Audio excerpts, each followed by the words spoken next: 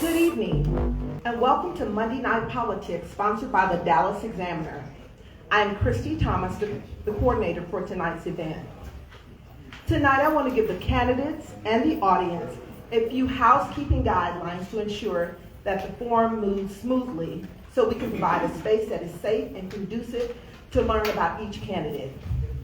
Candidates, you will have 2 minutes for your opening and closing statement, and 2 minutes to answer questions from the moderator and the audience. Our guest time speaker tonight is Yakora Gray. If you would raise your hand. She will provide a placard to inform you of your time and the time you have left to answer any questions. Candidates, this time should be spent talking about how you will implement your plan and goals for the seat if you are elected. Your time should not be spent talking about your opponent, their shortfalls, or issues. Please remain respectful throughout the forum and respect the space that has been donated to us for the purpose of educating our community on political candidates. Now to the audience. We are so thankful for your presence tonight. We ask that you formulate your question where it pertains to all candidates. You will be allowed 1 minute to ask your question, and only one question can be asked to allow time for others in the audience to ask questions. Again, please be respectful to prevent from any interruptions that could cause us to run out of time and not hear from each candidate listed to speak tonight. Any member of the audience should line up to my right, and you will be provided with a microphone so that everyone will hear your question being asked to each candidate. I want to thank you in advance for your cooperation and for your interest in being more informed about your candidates running for office and in your community. The Dallas Examiner has been presenting Monday Night Politics, Meet the Candidate, for 15 years prior to major elections. I want to stress that all candidates are invited through email invitation. The Dallas Examiner does not endorse candidates. We could not do this alone. Our sponsors are nonprofit organizations, too many to name, all Black sororities and fraternities, the NAACP chapters, the Links, and the African American Museum. Our moderator tonight is Eric Wilson. Eric served on the Dallas City Council and is very familiar with city government and the community. Lastly, please silence your phone, and video recording is prohibited for this event, as well as taking pictures. On behalf of Molly Belt and the Dallas Examiner, we would like to thank you again for your attendance tonight for Monday Night Politics, Meet the Candidate. Thank you. All right, good evening. Decide to wake over here, wake this side up over here. Good evening. All right. My name is Eric with the K. Wilson. I will be your moderator for tonight. Before we begin, I want to let those individuals who are watching online, please submit your questions. We will have someone that will capture your question, and we'll ask it of our candidates.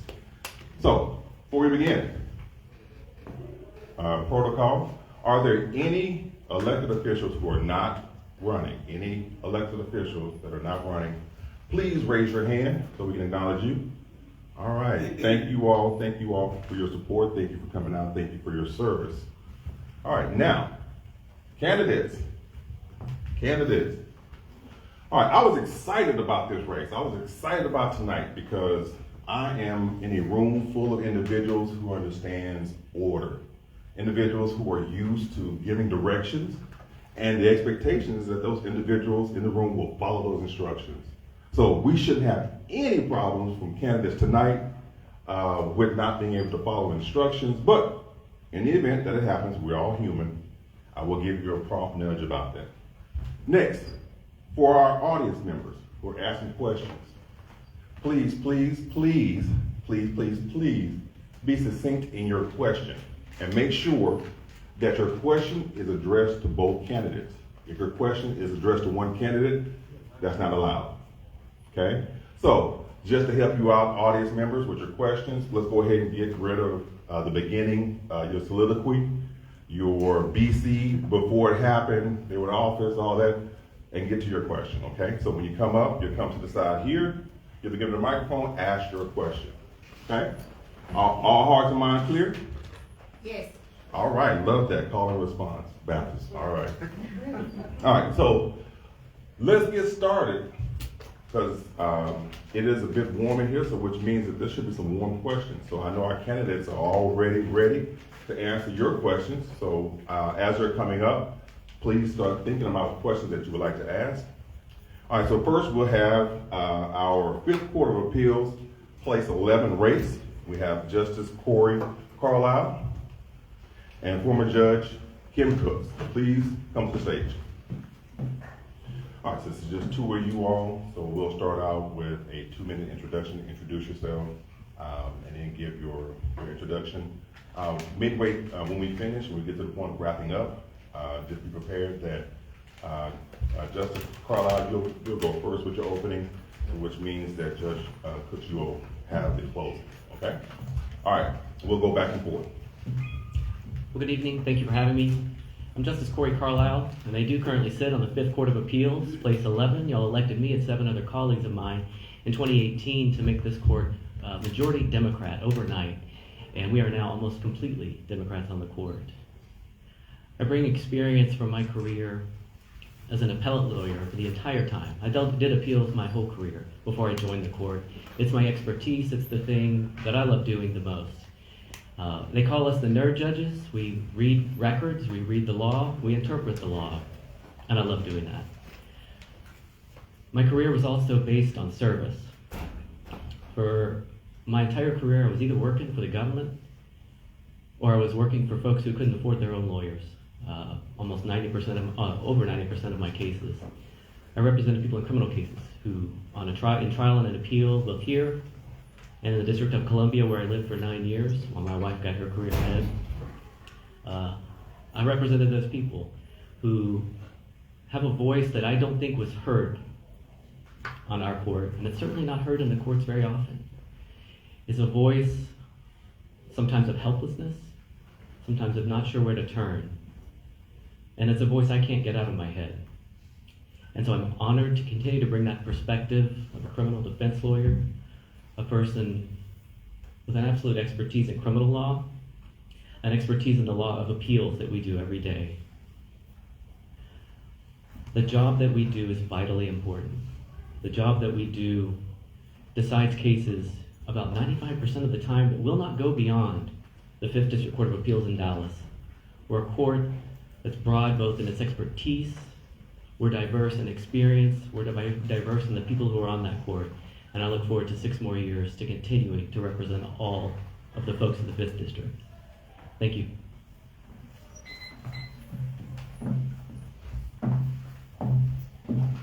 Good evening. I'm Judge Kim Cooks. I'm running for the 5th District Court of Appeals, Place 11. Let me tell you a little bit about myself. I started my legal career as a prosecutor in Houston. And then I went into private practice, and I practiced criminal, family, juvenile, and family and civil law. So I have experience in all of the laws. I've also, for the 13 years, I was a trial attorney, and for the past 9 years, I've sat as a judge. 8 of those years was in family court and protective order court, and for the past year, I've sat in family, criminal, as well as civil cases throughout the counties. This particular court is the Court of Appeals. It sits below the Supreme Court of Texas. There's 14 of them in the state of Texas, and we are the 5th District Court of Appeals. So they hear appeals from civil cases as well as criminal cases. Now, when you have an appeal in the 5th District Court of Appeals, they have to hear the appeal. The Supreme Court doesn't have to take your appeal. So I am running because representation matters. Community representation matters. Inclusion matters. And that's very important. And someone who stays in the community matters. Not only coming out when it's election time and you have an opponent. I'm out in the community all the time because I represent the community, and that's important because the cases represent everybody. I'm asking for your support. Early voting is February 20th. Judge Kim Cooks for the 5th District Court of Appeals. Thank you. All right, Now that you've heard our introduction, I'd like to start off with a simple question for all of our candidates. What motivated you to run for this position? What motivated me to run for this position is because there's no representation in the state of Texas of an African American who is in the community in the whole state of Texas. So that's what motivated me to run. And that's very important because the cases that have come before, especially the criminal cases, they're black and brown majority. And in the 5th District Court of Appeals particularly, the disposition rate is very slow. And if anybody knows the legal system, you know that criminal cases take a priority. They're not a priority in the 5th District Court of Appeals. That's why I'm running. Well, I'm running because I love the work that I do. I've always loved it my entire career. I enjoy delving into the minutia of really sort of sometimes boring to folks who are outside of it, disputes. I love writing. I love editing. I like reading. A lot of people who are in law don't enjoy this kind of work, but I do. Can tell you, having done criminal law my entire career, having sat in prisons across the country, alone in rooms with my clients, litigating hundreds and hundreds and hundreds of criminal appeals, I can assure you that my docket is not slow, particularly on criminal cases, which take me the least time to write. I'm pretty dang good at that. In fact, I've ghostwritten for several of my colleagues, in fact, to help on my own to help move our docket along. And so that's what I brought to this court. I will continue to do that, absolutely. It's fun to me. All right. As you can see, we have our candidates have given you their opening statement and why they want to pursue this position.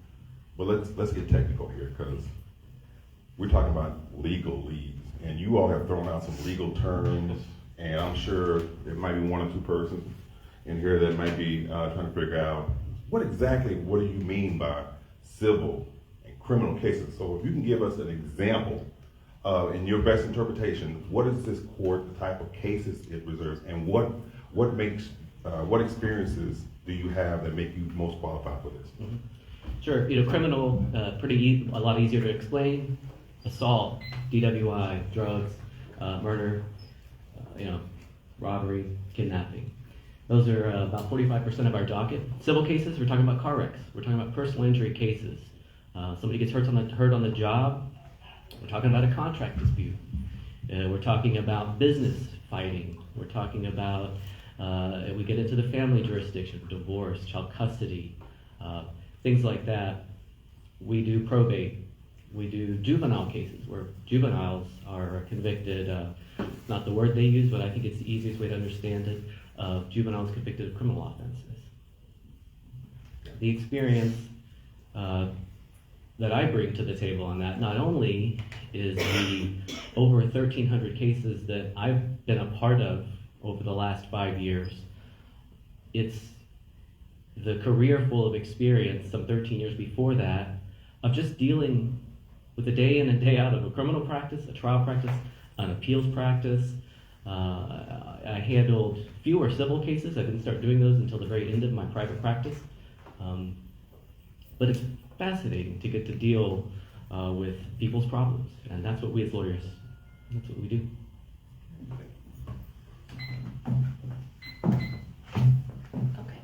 He's pretty much covered what the civil and the criminal cases, what the definition of those are and what type of cases those are. So the experience that I bring is I practice as a trial attorney in all of those areas. And then I'm a judge. I was a judge for 8 years in family law in protective order court. And for the past year, I have been sitting as a judge in all of those areas. So I bring that experience. And one thing I want you to say, that I want you all to know, integrity is important here. And it's very simple. You can go to Dallas County's website. I practice in Dallas, Harris County, all the surrounding counties around Dallas, and you can look up the records. Please do that. Look up the records. Look up the appeals that was written for the 5th District Court of Appeals. Look those up and look to see if any of those were successful.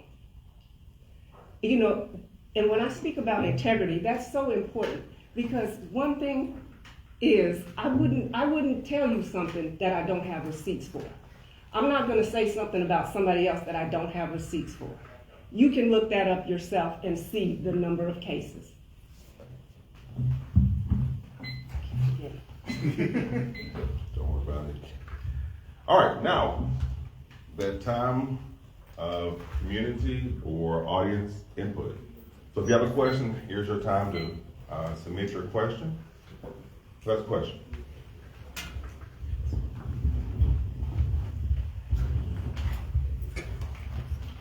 And this goes for both sides or both? Okay. So I have a question, because I did have a situation in the current Court of Appeals where majority of the current Court of Appeals, they all campaign together, they all share the same campaign manager, even in the trial court levels. And so I experienced a situation where the current judges basically did allow things in the trial court to happen that they would not allow if it was a case in a different court with different judges. And so I have a question in regards to you guys going forward is, you know, when you see that another judge that has done something egregious and done something wrong, like altered transcripts and you know, denied records, you know, in the trial clerks, would you be willing, what would you do if you saw that a trial court and a trial court, you know, clerk was doing things that was unethical, that deprived somebody of their due process? What would you do to protect that? Okay, is your question if I personally witnessed another judge do something that was unethical, would I report them? And even in your, in the process of filing motions and briefs and things like that, would you see that judge and reprimand that judge versus deprive the litigant of their due process by denying them the ability to even write a brief?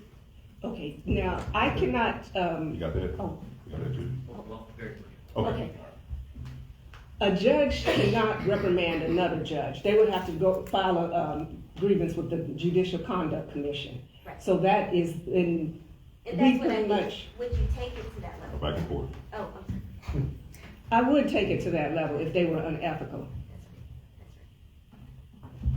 Thank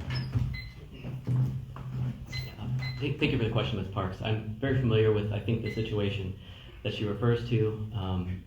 You know, we as judges, we're governed by a host of statutes. We're governed by the Texas Constitution, the United States Constitution. We're duty bound by our oath, not only as lawyers but as judges, to follow those basic pronouncements of our society, and I try my best to do that. We all sure do, day in and day out. So it's my hope that I would do that up to the best of my ability. All right, any more audience questions? Come on down. Do they have to be honest? Do they have to be honest? Hold on. This didn't do that. All right, excuse me. Audience members, let me just go ahead and, again, come on. We are in a forum, not a debate, and the reason that we're not in debate, because if you go back and forth with a candidate, their time dwindles, and we want to have a chance to hear what their position is on a particular question. If you have any further questions about with the candidate, I suggest that you contact them either personally right after this, or reach out to them online and have them respond back to you. But right now, we're here to ask a succinct question, and hear from the candidate. I have a question. One of them is to follow up with the question she asked that wasn't answered, which was, what would you do if you saw a clerk doing something such as not putting things in the system, setting them up on the docket? And my other question is, On one question. okay, well, let me roll it into one. Ask you one question. Both can answer. Okay, well, let me forget that one. I want to know about this one. This is more important. I understand, because would you show up What is your work ethic? Would you show up at 8 o'clock and do your job from 8 to 5, put your 8 hours in? I don't care if you show up at 10 o'clock, put your 8 hours in.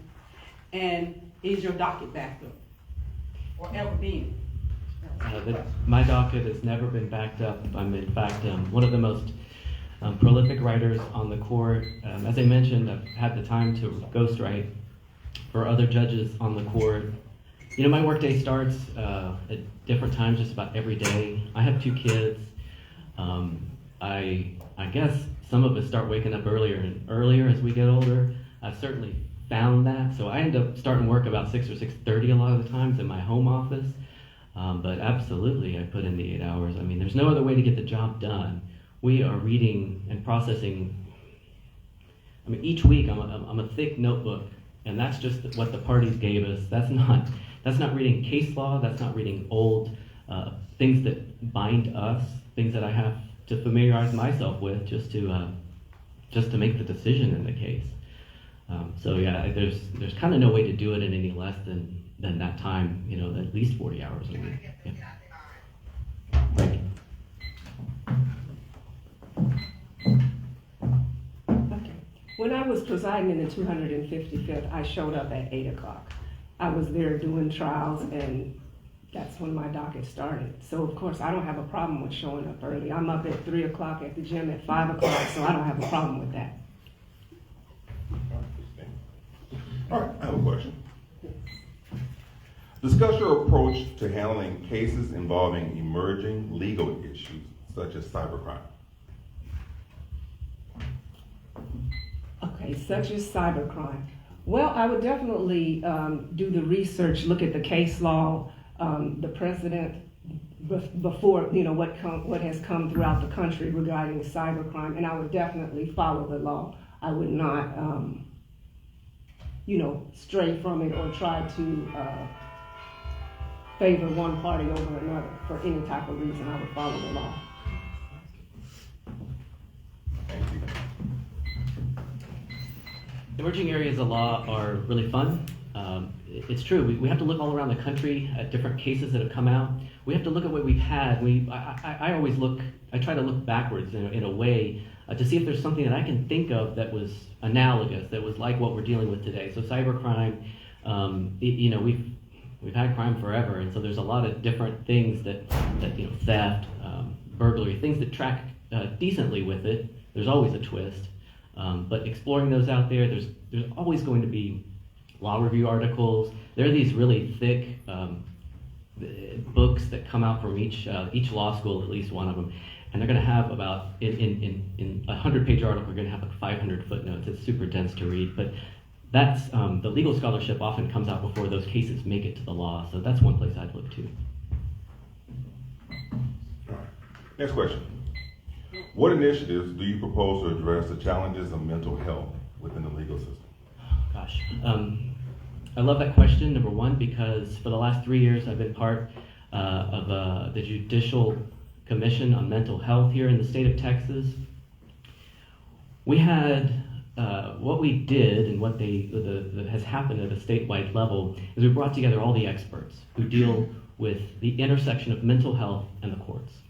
We've got experts from academia, we've got practice area experts, we've got folks who are on the ground providing services to people in crisis who are dealing with their own problems, and many of whom their lives intersect with the courts. So what is happening, what continues to happen with the commission is studying problems. We're brainstorming solutions. We're creating, they created multiple resource documents just for judges to be able to say, hey, I have this problem, what do I do? Who do I call? Where can I send this person? How can we help? And so this continued attention is vital. The state has put together a lot of resources and in fact a lot of funding towards solving this problem. It's going to be around. There's probably nothing we can do to fix it completely, but the work that I did on that council, my term was just up here this last year. But the work we did, the work that they continue to do, is really moving the ball forward in that regard. Sure. What initiatives do you propose to address the challenges of mental health within the legal system? Okay. So what I have done in the past is Midlothian wanted to implement a mental health program along with their cops, so that they would, along with sending an officer out, they would send a mental health professional. So I worked with Midlothian and I sat on a panel to address the issues and how they should go about doing that. I also speak, throughout schools and mentor kids. So mental health is always a priority, and I plan to continue to do that. Plan to be involved in the community. You're next. I know. I know, it comes quick. All right, share your plans for collaborating with the branches of government, with other branches of government to address challenging legal issues or current issues. Okay, so what I've done in the past, some of the state legislators, they have called me because they want to come up with a modification of some type of law. So I would sit there and write out what they should present to get passed as the law. So I've worked with the legislators to do those type of things, with Senator Royce West as well as Victoria Nieve. Thank you.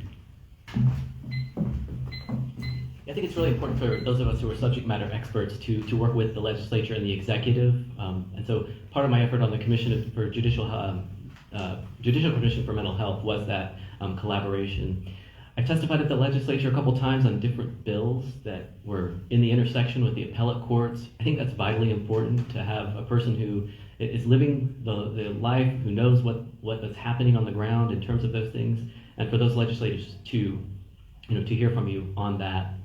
Separately, they say the pen is mightier than the sword. Well, I wrote an opinion a couple of years ago that Senator Nathan Johnson actually took to the legislature, and dang if we didn't get the law changed on some pretty, what I thought was pretty bad law in the area of medical malpractice. And somehow a bipartisan group fell behind what I think was a pretty good idea. And so that's something that we in the appellate courts have a role where we can put our message right down on paper and send it straight to Austin. So those are a couple things I like to do. All right.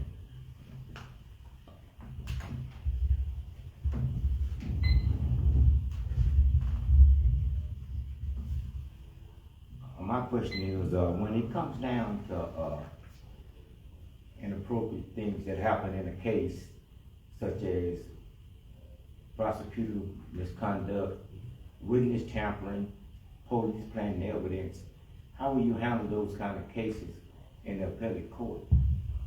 Well, first off, I draw on my experience because I handled those cases as a criminal defense lawyer multiple times. As a court, that information has to be before me. We can only deal with what's in the record before us in the case. I can't look outside of the record. I can't go to the paper. I can't go to Facebook. So if it's presented in the record before us, I take a look at it with an open mind. And I will evaluate what the trial judge did. Sometimes, we're looking at, did the trial judge act within this wide of the range? And sometimes we're looking at, did the trial judge act within that kind of a range? It just depends on our standard of review, but I try to give a little bit of a visual way of looking at how what leeway we have as a court to decide. And so those cases need a critical eye, and they're vitally important, I think, to, I think bettering society is the word I'm looking for, making things better around here for everybody.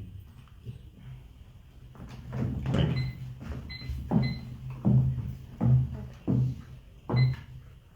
So understand that this is the Court of Appeals that we're talking about.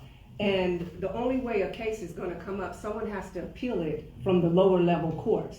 So you would never see those cases in the appellate court unless they came up, someone suing for misconduct or someone suing for that, and they didn't like the decision made in the lower court. Then it would go up to the appellate court.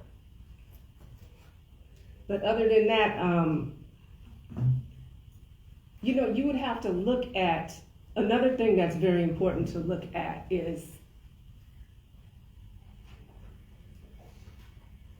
people And this is going off of this young lady's question.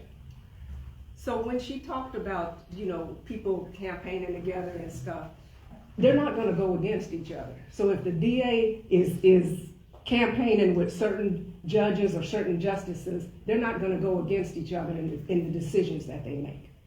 So just understand that. Next question. All right, so discuss your strategy for promoting diversity and inclusion within the Fifth Court of Appeals. Well, currently there is no diversity in there. And it seems like before our Greg Abbott decided to do away with diversity, equity, and exclusion, the Court of Appeals was diversity exclusion already. There is no attorney in there that's African American, who's a writing attorney a briefing attorney for the Court of Appeals. You can look at the pictures. I posted the pictures of every Court of Appeals on my social website. There is no diversity, and they're trying to keep it that way. And it's unfortunate because the cases that come in are from diverse families, diverse people, and each case is important. And you need someone who, a diverse group of justices, a diverse group of judges that your case can go before to see it. So that's important. It's important. That's why I'm running for the 5th District Court of Appeals, because diversity is important. In this court, the governor didn't have to do away with diversity and exclusion. They did it on their own.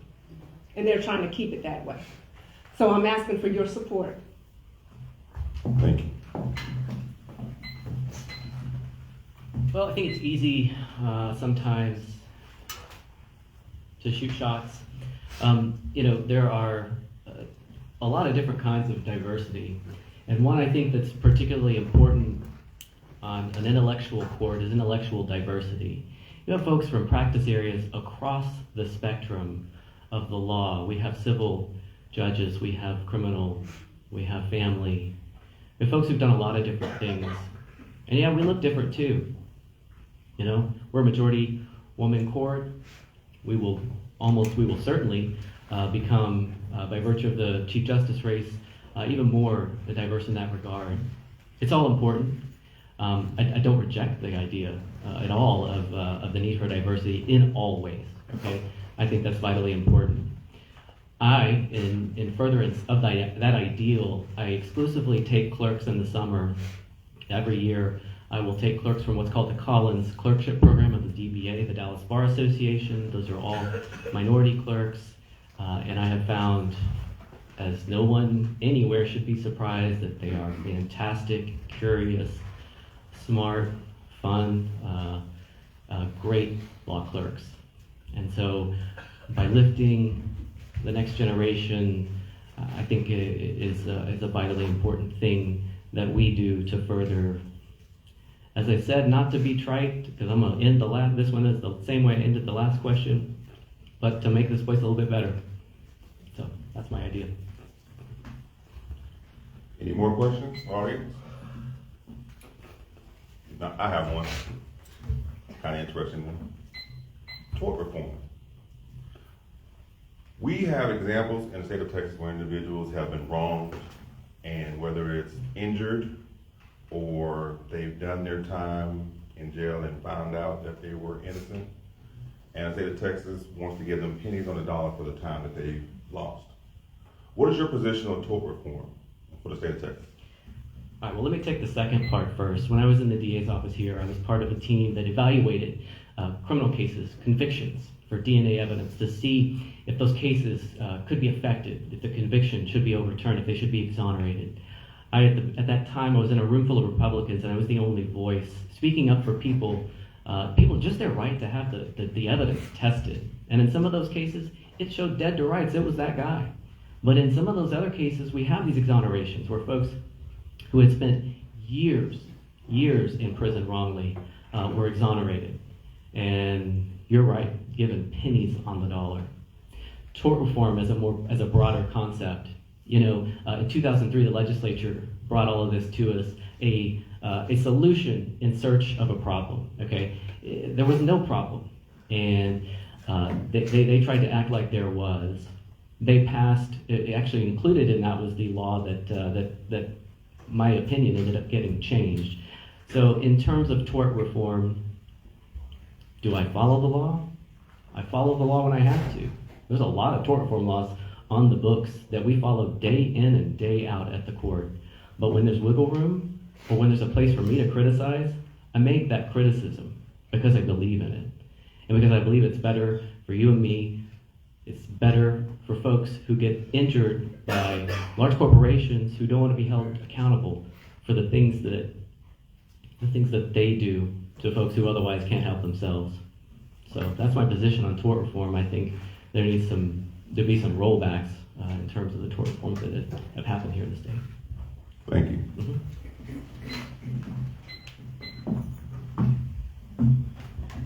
As far as the exonerees, yeah, they didn't get, I mean, there's no amount of money that can compensate them for the time that they had to spend as innocent people in the prison. So it's absolutely no amount of money. What they're given is a small amount. It needs to be more, but there's still no amount of money that can give them back the time, their life.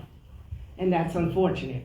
As far as tort reform, another reason that I'm specifically running for this court, there was an article in the Dallas Morning News on the 23rd of this month that talked about the unfairness of the civil cases in this court. That it's plaintiff strong. They go for what the plaintiff says instead of the defendant. And I don't think that's how you apply the law. You just don't go in and try to, I'm gonna even this out and eeny, meeny, miny, mo, I'm gonna take this case and reverse it just to make it even. That's not how the law works. When you take an oath to follow the law, you take an oath to follow it. Not follow it depending on who paid you on your campaign funds. That's not what you do. So there needs to be a change definitely in the 5th District Court of Appeals. All right. Question from the audience? Hold on.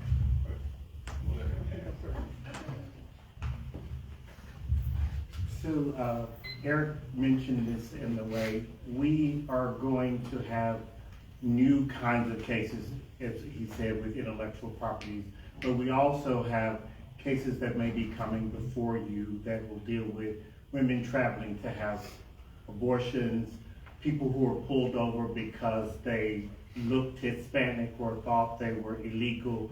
How do you plan on handling those new avenues where the Attorney General has put the Criminal Court of Appeals in a box? Okay, so I can't just, blanketly give you an answer to that because I would have to look at the facts, the evidence of the case before I make a decision on that, on whether the trial court erred, if they prosecuted someone for traveling outside of, one of the outside of the state of Texas in one of the 6 counties that the Court of Appeals represents. I can't just blanketly answer that question.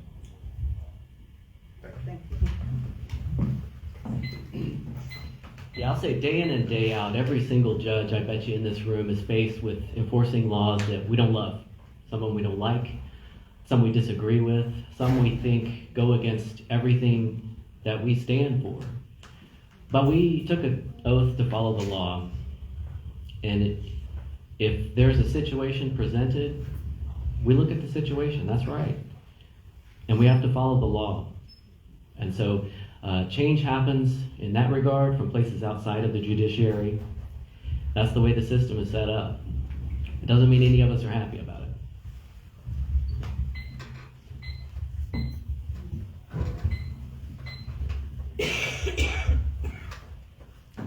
Hi, good evening. I have a question for both candidates. When, if ever, or how many times have either of you been recused, involuntarily recused, forced off a case because of unethical behaviors that you have performed from the bench? Never been involuntarily recused for any type of behavior in those terms that was unethical. I'm only thinking, I don't think I've ever been involuntarily recused. There have been times when I've recused, it was appropriate. We all are faced with those situations from time to time through our fault or the fault of others speaking to us about cases. So the answer is, to my knowledge, none. Thank you. I have never been recused off a case for being quote-unquote unethical.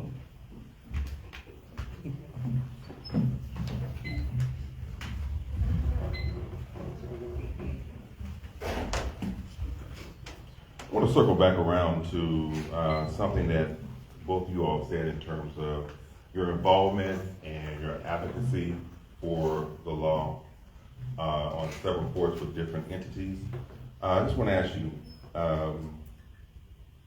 how would you engage the legal community and the public to gather input on important legal issues that you brought before these different entities or you advocated for? Give us an example of how you brought in the community's input into your decision for advocating for or against a particular law. Okay, you're asking, how have we brought the community in? Okay, so I can speak specifically about when I sat in protective order court. I would meet with the advocates to see what their position was, and I would meet with the legislators to see how we can change some of the laws, and something else. So just involvement in the community, like later on this month, I'll be speaking about teen violence. So that still has to do with the law and speaking to teens. So I stay in the community, going to schools or being a keynote speaker for different avenues of the law. And educating the community is important. And that's one thing about the 5th District Court of Appeals.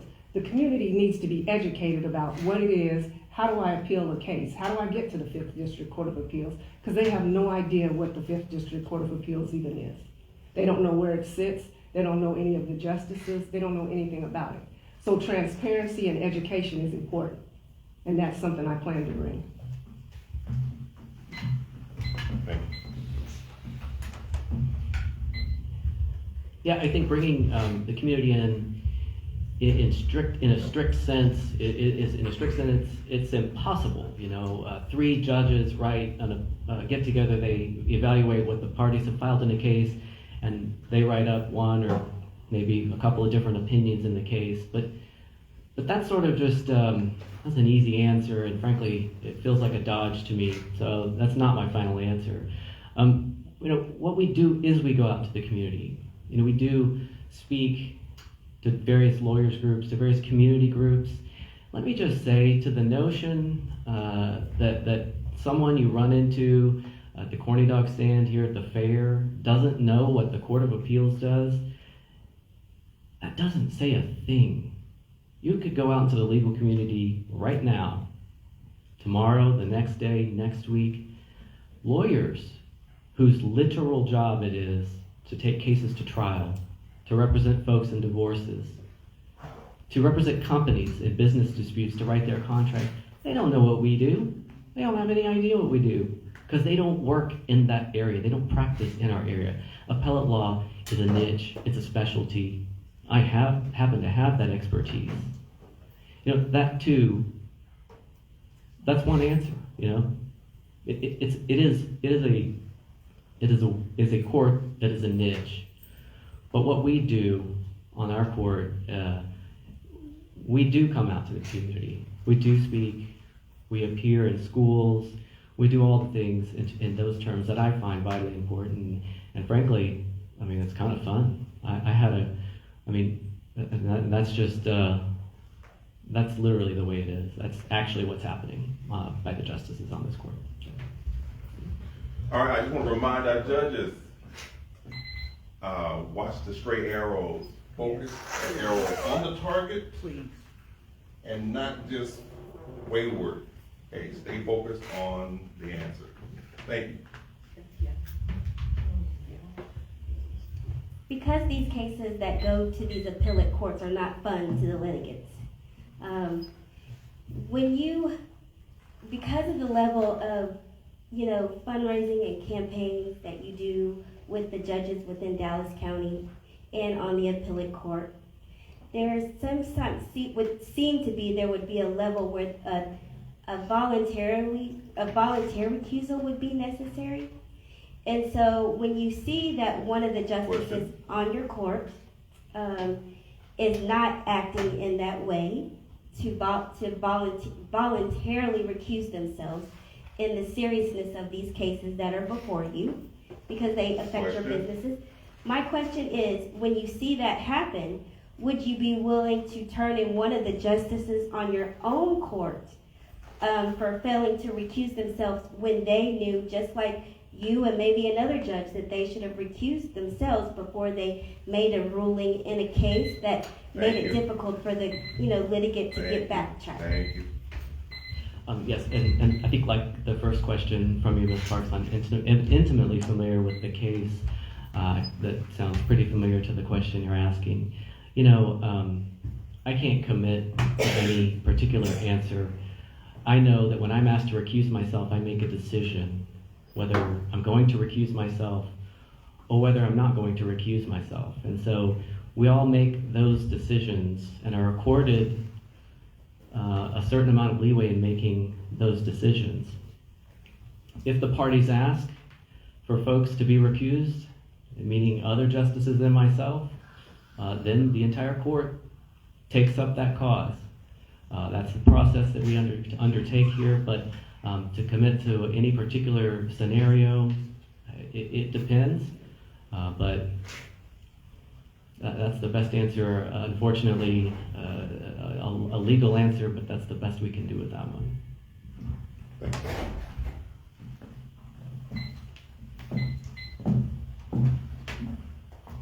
To your question, I believe in integrity, and I took an oath to follow with the law.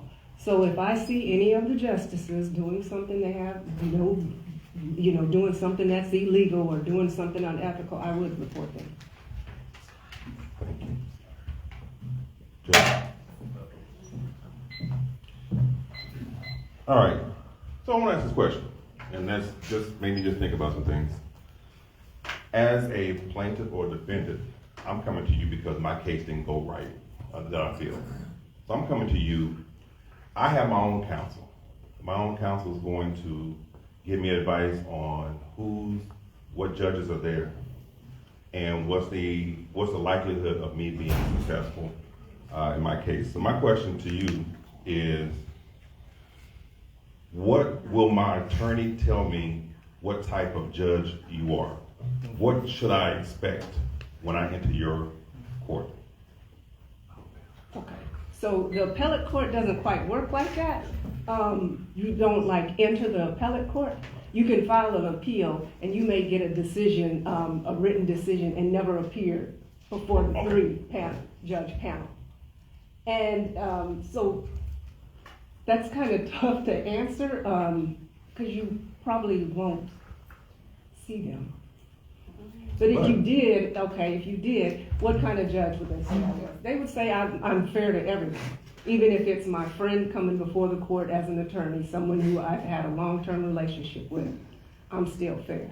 I'm going to base it on the facts and the evidence and read the transcript and see if there's an error, even if, a lot of the judges, all the judges have been, prior colleagues of mine. So I would have to read the transcript and see if there's any error.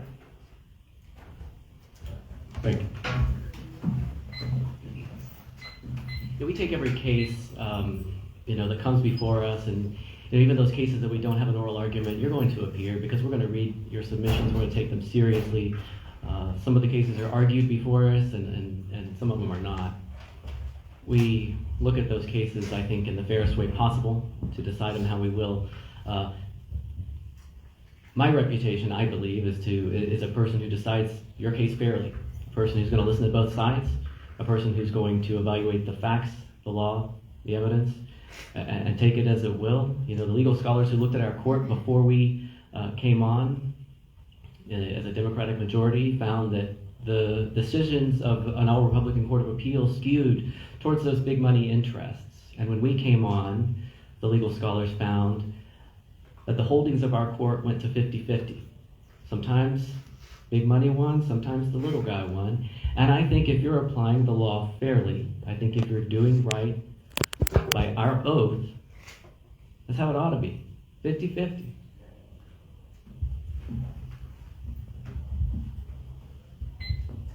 My question is, I was involved in a case when the appellate court heard the case. It took them 9 months to make a decision while somebody's sitting there rotting away in the penitentiary, and they could be innocent. So what takes so long? Because it don't take criminal justice courts that long to make a decision. So what's the hold up with the appellate court? Well, on that particular case, obviously, no idea. It could have been a long trial. Could have been a lot of evidence. It could have been a complex legal issue. Sometimes we get crossways with one another. Sometimes somebody is writing a separate opinion from the court's majority opinion. All of that said, those are possible reasons why something, good reasons why something could have taken that long. I don't let cases sit that long, and particularly I heed the guidance that our rules and our state governance tells us to put criminal cases as a priority. As I said earlier, those cases, some of them are sticky and difficult, but my background, my experience, my expertise in criminal cases makes those cases much easier for me, and I dare say I've never had one go 9 months. I mean, I didn't go look, but they don't take me that long. I can promise you that, and frankly, ain't never gonna take me that long.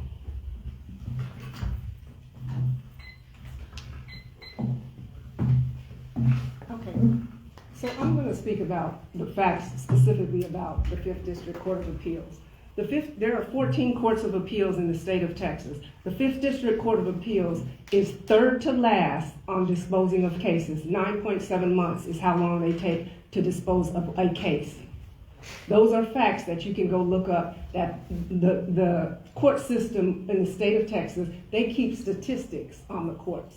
So those are facts that you can look up. And in addition to that, the disposal rate is 100% for civil cases. It's 81% for criminal cases. The criminal cases are the most important cases. Just like you were sitting there waiting, why should anyone have to sit there and wait?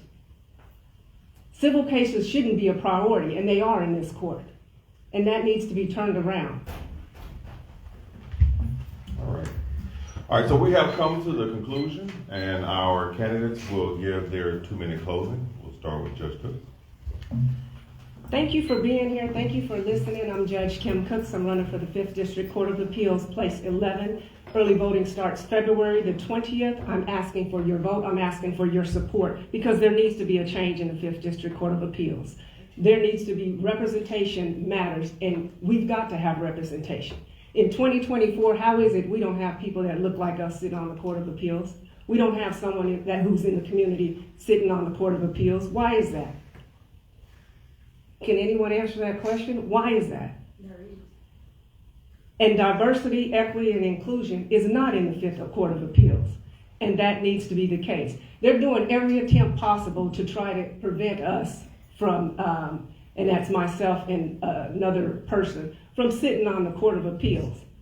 How ridiculous is that in 2024? So I'm asking for your support. Go tell your friends, go tell your families, take everyone to the polls, tell your church members. Kim Cooks, 5th District Court of Appeals, Place 11. Thank you for your time. Thank you.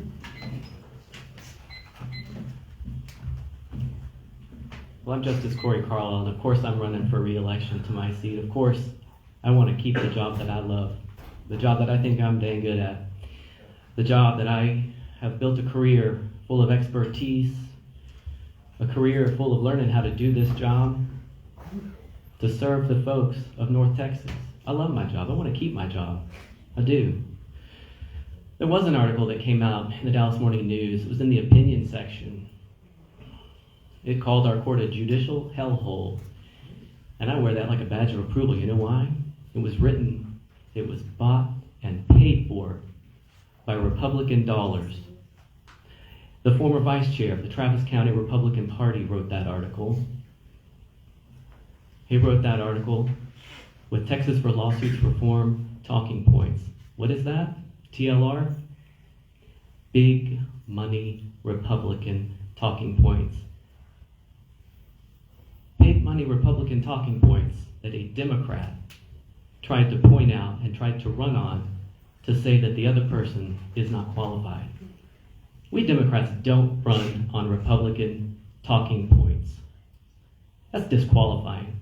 It's embarrassing to have done no homework and cite an article like that. That article had no facts in it. I can tell you, I'm there every day. It's no hellhole. We do damn good work. And I'm proud of the work of the court. I look forward to continuing my service to bringing a voice that does not appear on that court for another 6 years. My name is Corey Carlisle. I look forward to being your justice in place 11 for another 6 years. Thank you so much. All right, let's give our candidates a round of applause.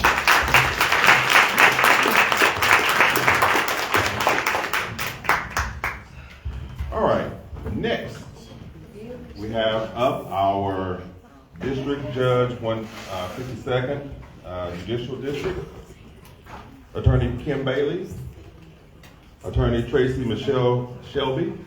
Please make your way to the stage. So again, we'll start with 2-minute openings and we'll begin with Attorney Bailey.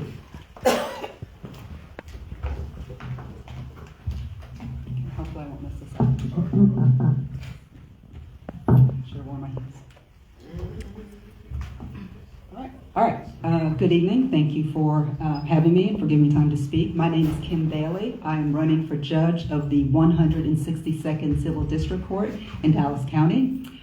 A little bit about me. I am an attorney that has been practicing for over 32 years as a trial lawyer, a civil trial lawyer.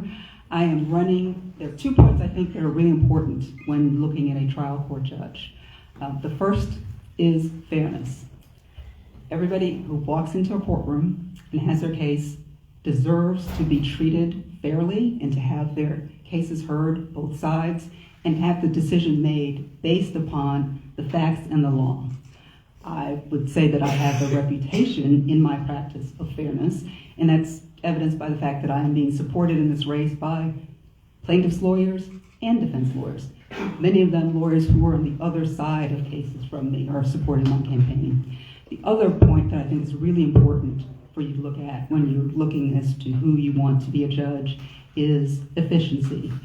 What we need is someone who will show up and do the hard work that it takes to keep cases moving through, keep the docket moving. As I said, I've been practicing for over 32 years in trial courts, not only in Texas, but in Georgia, in Maryland, in Virginia, and in DC. I'm the candidate in this race who has the experience of knowing what needs to be done in trial court, having done it for 30 some odd years, and would be the one who could, on the first day, get the job done and keep the wheels moving. I look forward to your questions. Thank you. Thank you.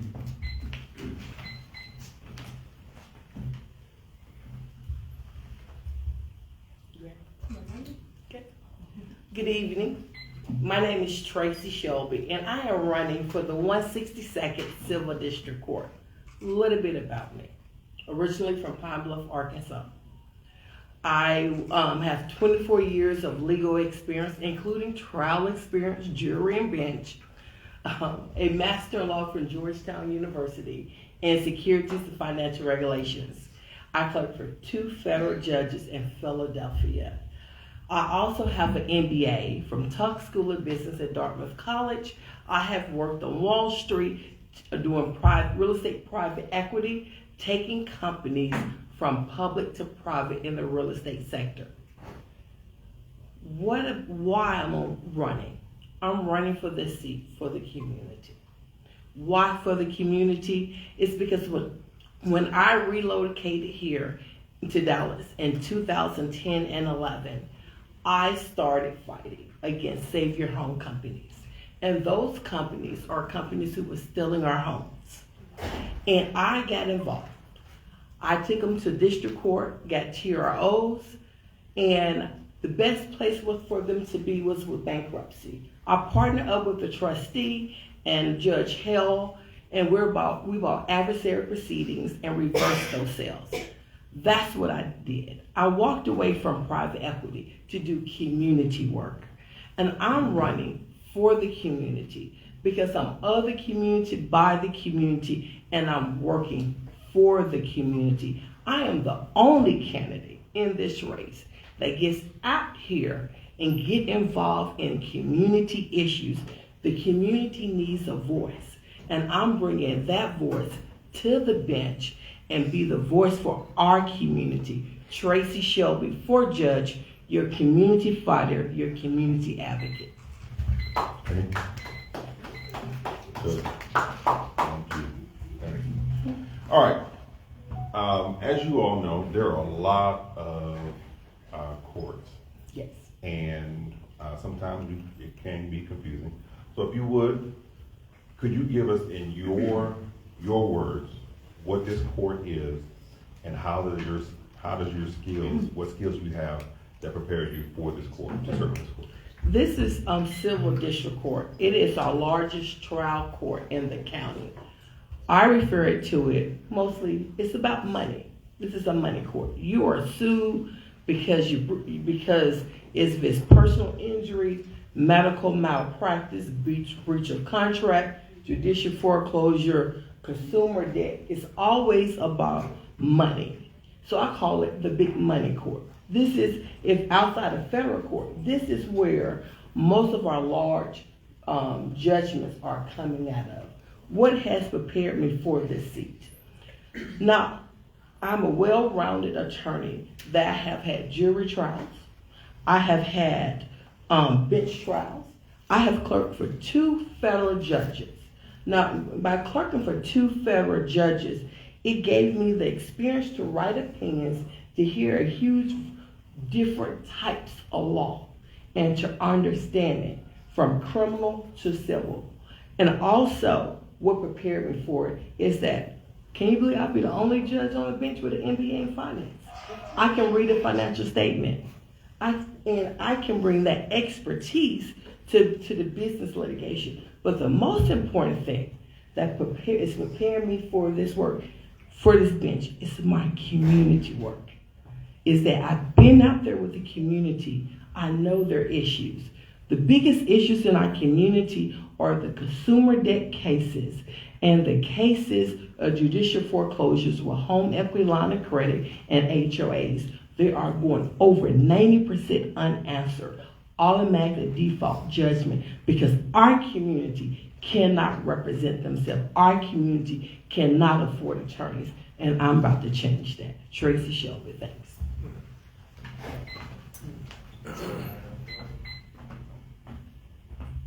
Okay, to just clarify that a little bit. So this court handles every type of civil case that does not fall into, that it's not probate, that it's not bankruptcy, and it's not family law. Obviously, it's not criminal. So you have employment cases, contract cases, court cases, so injury cases, you have business disputes, pretty much anything that's not those other 3 areas. And what prepared me for this? One would be my legal background of practicing in large law firms, small law firms, practiced in my own personal law firm. I've also practiced at 3 multinational corporations, both in their litigation group and on the business side. So I have the business experience and the legal experience. And more so, I have the trial experience of 30 some odd years to know how the court works, how it needs to work, and what the rules are. In addition, I currently represent individuals just like you and me who have been sued for one reason or another. And I represent them through my employer at no cost to them. My job is to protect their interests. So I understand what individuals who are going through lawsuits need and how they can be best protected. That's my experience. All right. So next question. So if elected, discuss what are your strategies for fostering transparency within this court? So initially, one, from a transparency from a lawyer's standpoint, and I thought about this from what I would want and what I want to see in a court. I plan to have my policies, my rules, and my procedures published so that the lawyers who are representing their clients in court will know what to expect. They will know beforehand what sort of briefing they need to do. They will know how we're going to determine whether their case is actually going to go to trial at a specific time, so they can best advise their clients on what needs to happen. I plan to have pretty much an open door where lawyers can come in when I'm not in a trial and talk to me about issues and what they'd like to see. But I plan to put something out on the website and where people can find what they need to know about how to practice in my court. Thank you. Transparency for my court. Every judge will have the policy and procedures on the website for attorneys, licensed attorneys, to know how to practice. That's easy. The hard part about being on this bench, and that sometimes elected officials, judges, get lost in, is the community. Is the ones, the pro se people, pro se litigants. They can reach a procedure, but they don't have the skill to practice. But I'm changing that. And one way that I will change that and make my court more transparent is that I will have a monthly seminar for pro se litigants, that if you need to practice law, I can't tell you how to practice your case, but I can walk you through the steps of litigation. Partner with different community organizations to get it out there in the community that the courts are open and they are available for us to come in. That was important. The community is important.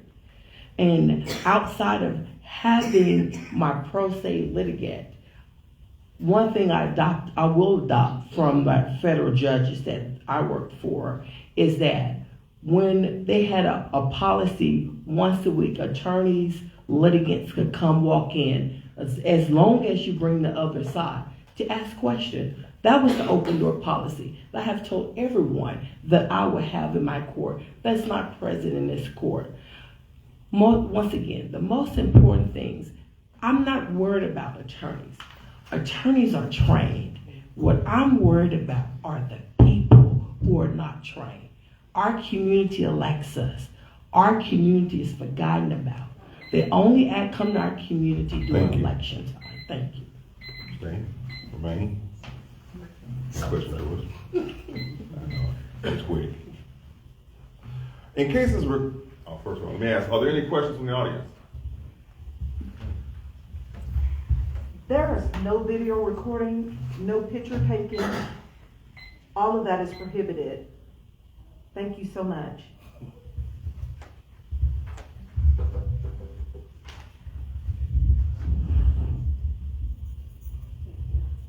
I have a question in regards to transparency. I know that all courts have their standards and how to practice. But when it comes to transparency, it's more so the transparency of relationships that they have with parties. Like a lot of judges, like I believe the other candidate said that she gets campaign donations from plaintiff's attorneys and she gets campaign donations from defendant's attorneys. And so, or something like that. And so when it comes to those donations and the rules of the court, is there going to be a level of letting the parties know that, hey, this particular attorney or this party donated so much to my campaign, in a point where it's like the max level? Are you going to make that a point to notify the litigants or any kind of outside relationship that you have with a party? Notify the litigants up front before the case starts if they want to move forward. That is a good question about transparency, because a lot of judges, unfortunately, are supported by law firms that practice in the court. The great thing about my campaign, I'm supported by the people, the community, that really have deep dug deep in their pockets to support me. For the firms that have financially supported me, I will disclose it. So if you have a case before me, and if it's ABC law firm on the side, and I will let you know that ABC law firm has donated to my campaign. And I will let you know I personally don't have, if I have a conflict or not, and let you decide if that amount you believe I may need to recuse myself. And I will tell you the reason why I will or will not do it. But I will be transparent about it. I have nothing to hide. Because I'm running this race for people like you. I'm running this race for people in our community that cannot afford the law firms. I'm running this race for everyday working people that believes in me and have believed in me, that is supporting me. The community supports me. The church supports me. The religious faith leader supports me. I will be transparent. I have nothing to hide because I'm fighting for you, the people. Thank you.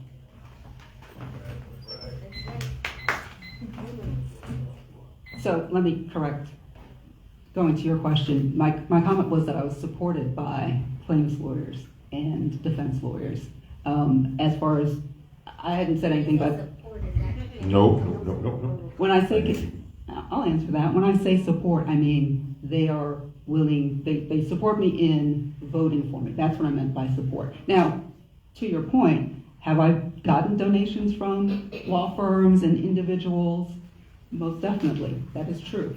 Nothing to hide. In fact, you can look up who I've gotten donations from. There are reports online. We have to report that. So it's out there for anyone to see. In fact, in this race, I filed 2 reports that will show you not only who it was, but how much they donated.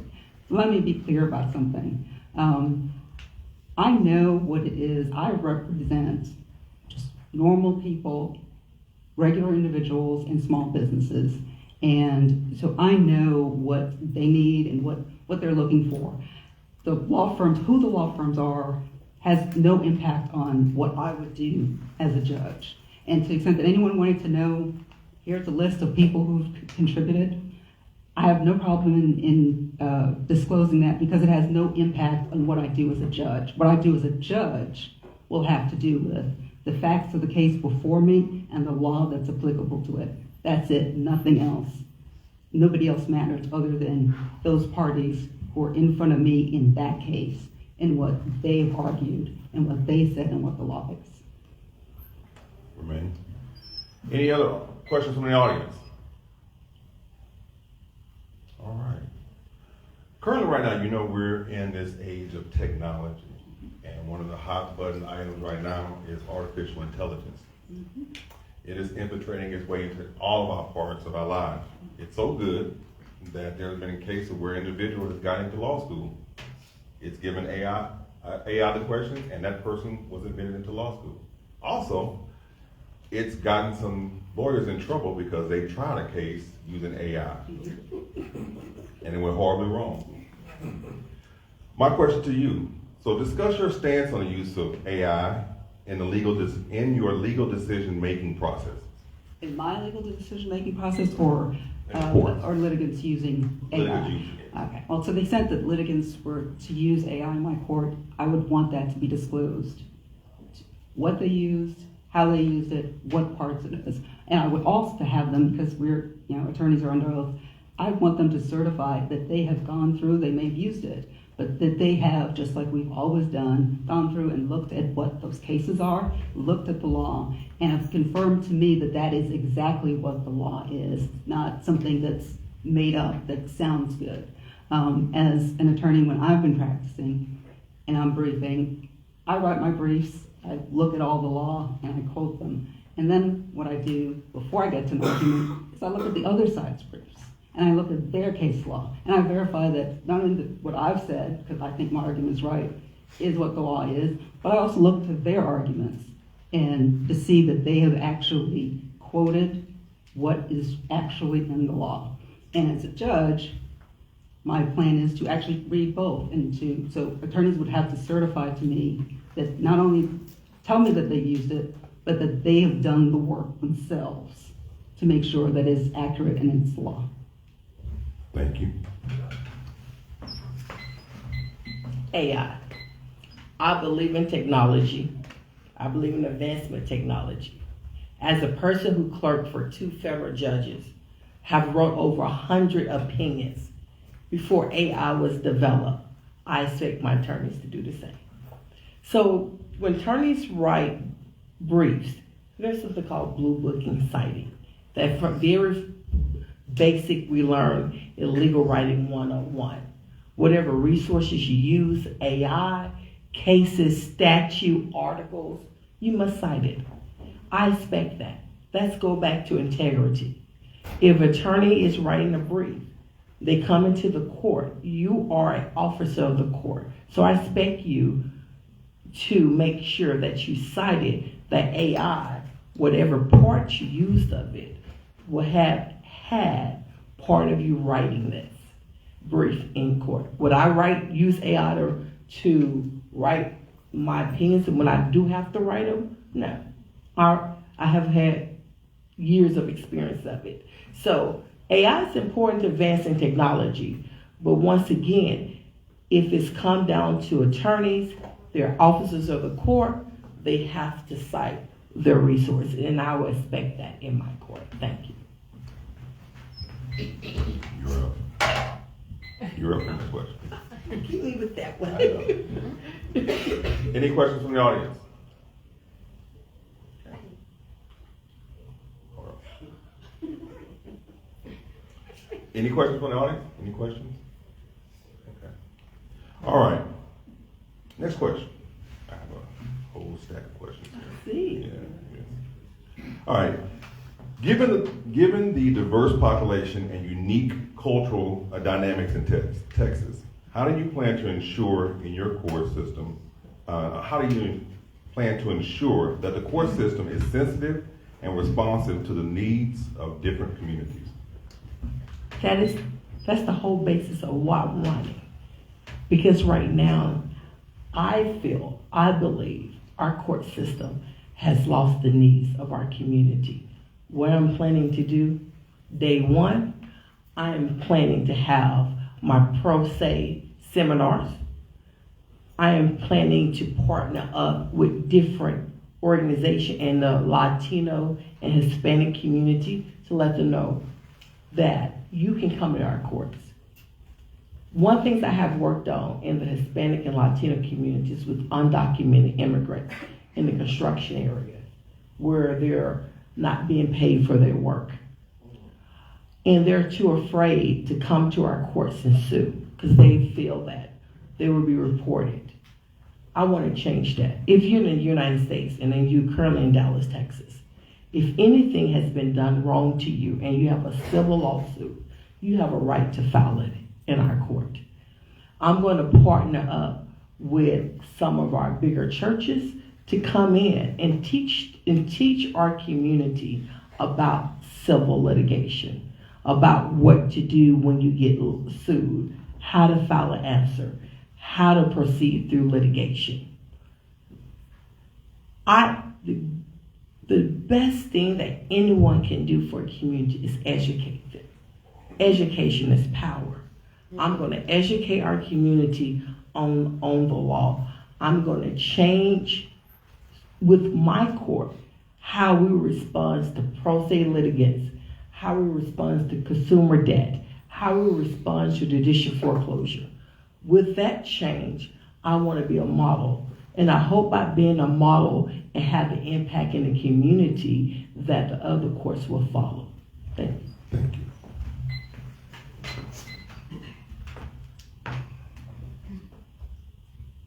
So the court we're talking about, most of the litigants in these courts are actually not pro se litigants. They are represented by attorneys. As far as diversity in the courts, I've actually already been involved in programs going out and talking to the community about civil courts, what the process is, how do you go through it? What are the resources for people who don't have attorneys? Where they can go to get help to assist them in getting through the courts and having their cases heard. The other thing that I think is important that we need to look at in the courts is the lack of diversity in our juries, which is an issue that we have right now and needs to be addressed. And I agree, education actually is the important part in going out and letting people know how important it is that they serve on juries so that the people who are parties have people who look like them being part of the jury. I've already started working on those issues. Any questions from the audience? I have one.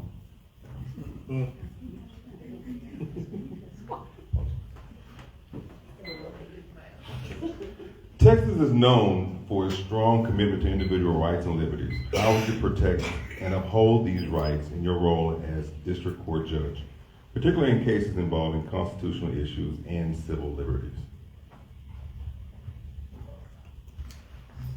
So, and as you heard Justice Carlisle say,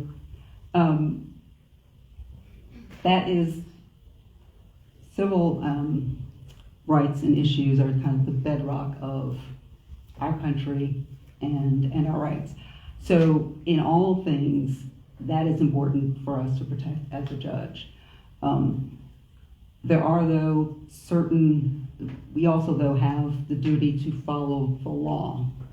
And so there possibly are things that we will have to rule that follow the law that we may not agree with, we may not like. But one thing about this job, there will be some gray areas.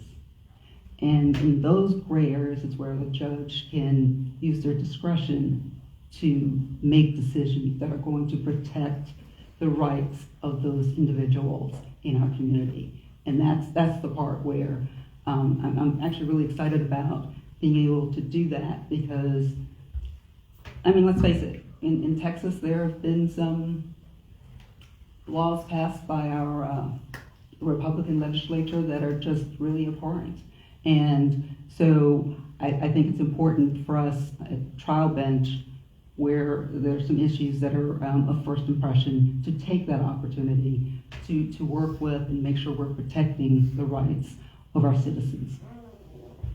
Thank you. Civil liberties.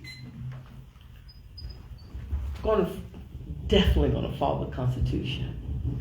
Definitely gonna follow the state constitution. Definitely gonna follow the law. I'm gonna make sure that as judge and as the person who's in the community fighting now, that I protect everyone's civil liberties. I even go a step further. I'm gonna protect everyone's due process. Even for the few, quote, she said, few people who come to court pro se. I'm going to protect our community. That is my role as a judge. That is my role as an attorney. That is my role as an American citizen, is to protect your liberties. Besides I protect yours, I protect mine. So, in my court, if it's not a case of first impression, definitely follow the law. Case of first impression, follow the law, may have a chance to put some creativity to it. But one thing I would do is, number one, is always be fair. Fairness is the number one thing in court. And make sure through fairness that each individual can get their justice. Thank you.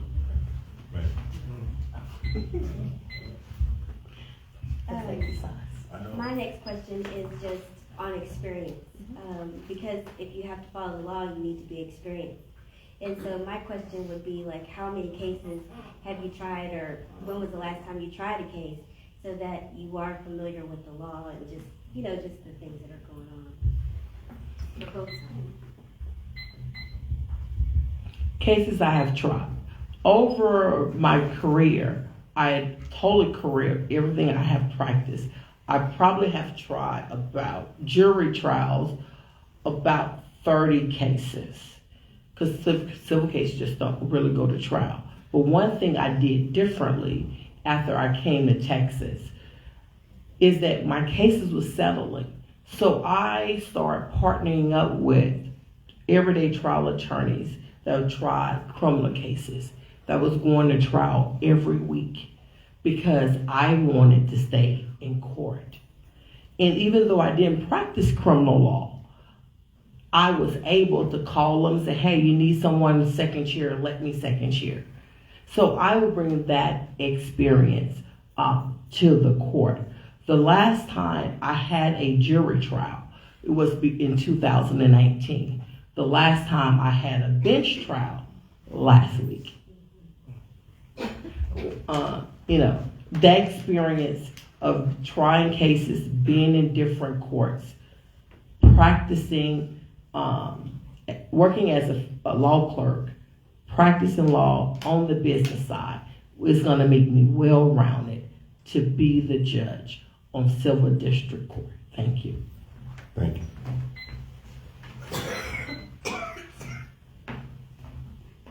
I honestly could not tell you how many cases I've tried to a jury. I didn't keep track, but I'll tell you I've been practicing for 30 years, and we can extrapolate from this. In the past 4 years, well, 3 if you take out COVID, I've had 8 cases that I've tried to jury, and I would say another 5 in that same time period that we either started and settled before we got to the jury verdict, or we settled the morning of the trial. So we were prepared for the trial, but it didn't go because we settled it right there. 95% of civil cases settle. So most of them just resolve that way. And just to correct, fewer cases are per se. My experience in trying those cases, in having the experience of trying it in not just the Texas civil courts, but civil courts in other jurisdictions. So I have knowledge of different approaches of how things work. And also, again, similarly, my experience as on the business side, having worked for corporations on, not in the litigation department, but on the other side, the commercial side of business, is also, the fact is I've tried all of the types of cases that are heard in this case, in this court. Thank you. Romaine? Oh, yeah. Forgot, sorry. All right. In Dallas, Dallas is a hot spot. Many people want to move to Texas, and one of the areas they move to Dallas. It's estimated that over 300 people move to Dallas each day. Okay. With that comes the opportunity for conflict. So that leads me to this question. As a growing population in Dallas, this leads to increasing caseloads in courts. How do you plan to address the challenges and manage a high volume of cases while maintaining the quality and efficiency of the judicial process? Well, so my current experience of handling a high volume of cases all in litigation will prepare me for that. So as a general rule, if you want to know what my day looks like as a trial lawyer, I generally would start work, and I work from my home office, at about 6:15, and work through the day. And many days I'm working till 8 or 9 or 11. It depends on if I have a trial or if I have a brief due. And I don't expect that to change. That is, I've talked about, one of the things that I've noticed, or from my side of the bench, is in some courts there's a delay in getting orders signed. And I've already thought about, trials generally start at 9. So what I plan to do is to have myself start earlier and have attorneys have the opportunity to have things, motions and orders heard and determined before the trial date starts. And then even after trial date, to better accommodate everyone's schedule and to make sure that we start moving through some of the backlog and keep it moving so that people can get their cases heard in an efficient, timely manner. That's the way I work now, and that's what I plan to continue to do as a judge. Thank you. What are my plans? That's a great question. The first judge I clerked for was Honorable Patrice B. Tucker in Philadelphia, and I'm smiling because I was a third law clerk. And when you get appointed federal judges, you get dumped all of the bad cases. And she only had but 2 law clerks, and we probably had over 1,500 bad cases. Not bad cases, but cases that were complex, that been on the docket for years, motions pending, more than 6 months. I came up with an efficiency plan. As a federal law judge, you write a lot of opinions. And I came up with a process for Judge Tucker where I call it, short, brief, order opinion writing, that we was able to get through these cases. So in my first year of my 2-year clerkship, we took her 1,500 cases down because we were day in and day out. I'm planning to do that in my court. I didn't get here for slacking. I got here for hard working. What I'm going to bring in were some good things I learned from my judges. I'm going to bring in the settlement conferences. I'm going to bring back the scheduling conferences, get involved in the cases earlier. As I told you, I'm going to have 1 day a week that it will be open for if both sides want to come, they can come. I'm going to have the pro se seminars to help pro se people to move faster. So efficiency, transparent, I have a plan, and I'm ready to go. Thank you.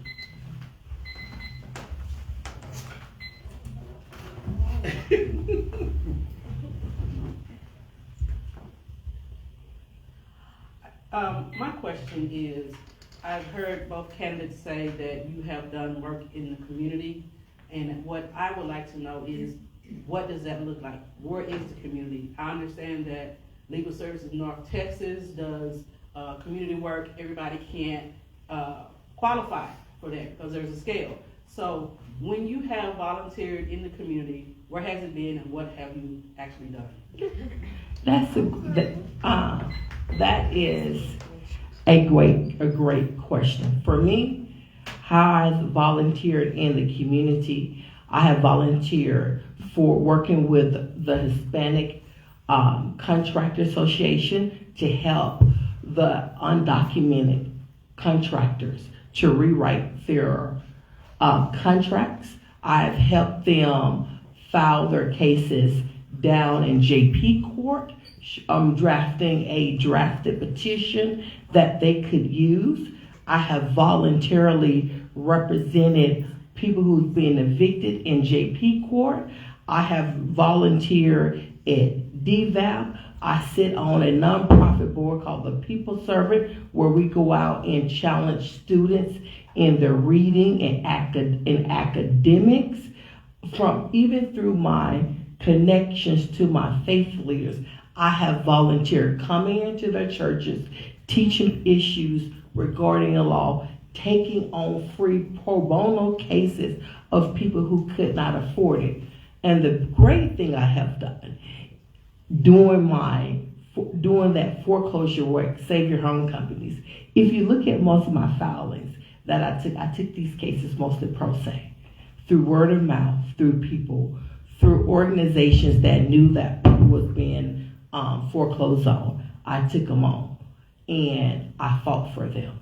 So my work in the community goes very deep. Where there's need, I'm there. Where I'm asked, I show up. Thank you. Thank you. So,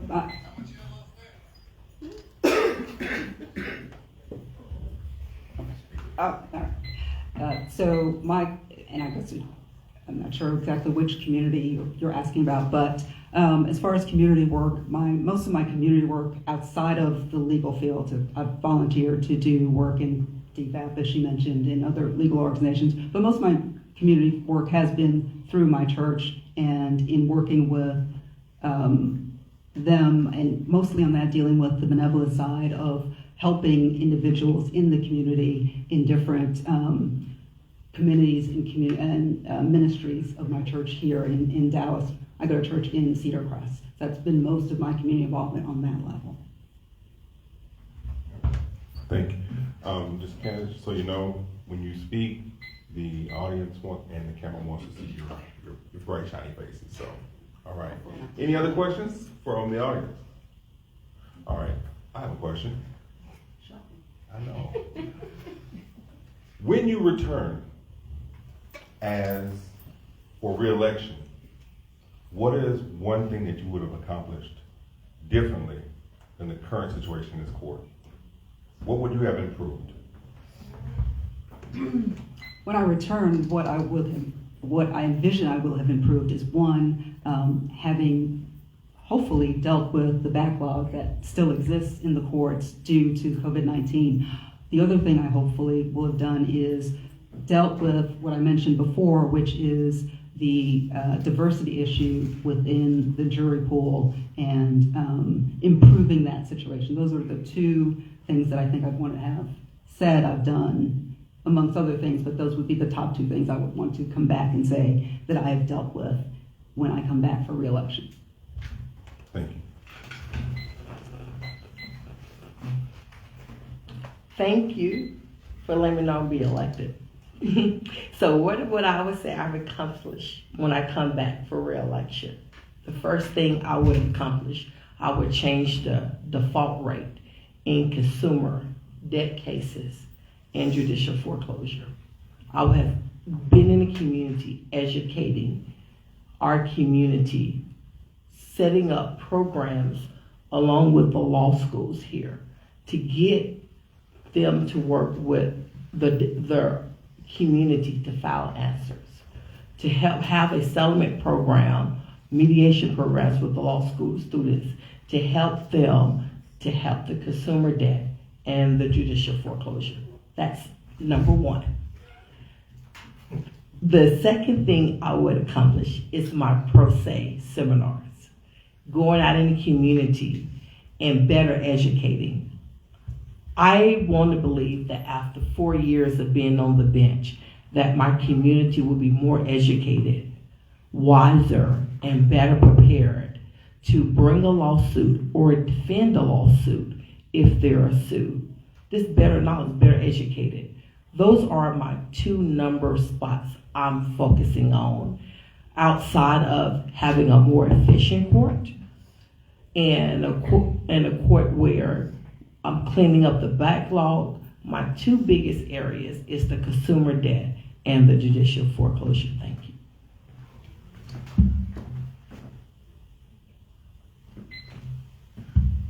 All right, we've come to that point where we're going to give our 2-minute closing, and we'll begin with Attorney Shelby. Once again, I am Tracy Shelby. I'm running for judge because I saw there was a need for our community. I'm running because community needs me. And I needed the community also. The community gave me, when I moved here to Dallas, the community gave me a reason to fight. The community in Dallas gave me a reason to get involved. I saw those cases as my grandmother and my grandfather, my uncles and uncles being preyed upon, and I couldn't just sit by. I walked away from a job where there was a lot of money and to do a work that was more fulfilling. My heart is in the community. Our purposes live in South Dallas to be more involved in the community, more present, more fighting. I'm asking the community to stand up for me as I stood up for you. I'm asking the community to fight for me as I fight for you. The community needs a voice on the bench. The community needs someone that wants to make sure it stays protected. Fairness is a road. Fairness The big companies would get it. They can hire the big law firms. Fairness doesn't come all the way down Martin Luther King at times. Fairness needs to. I want to change that. I am your judge, Tracy Shelby, for the 162nd, who is of the community, by the community, working for the community. The only candidate in this race that actually does community work and put community and the fairness for the community first. Thank you.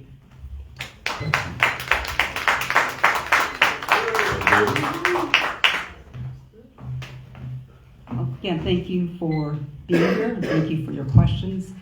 And I'm running because, and as I said earlier, I represent regular people, small businesses, and my job right now is protecting their interests.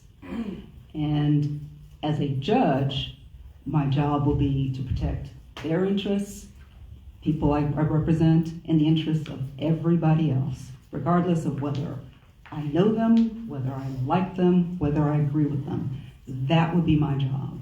And that is a job that I am uniquely qualified to do as the one in this race who has that experience of going through trials with people and talking to them and understanding their concerns as they go through the legal system and what worries them and what protections they need. I've been doing that for over 32 years. And in all of those types of cases, the types of cases that actually come before this court, I know what they need and I know how to protect them, and I'm running to do that. I'm also the one who, because of my experience, can get that job done in the most efficient manner. My name is Kim Bailey.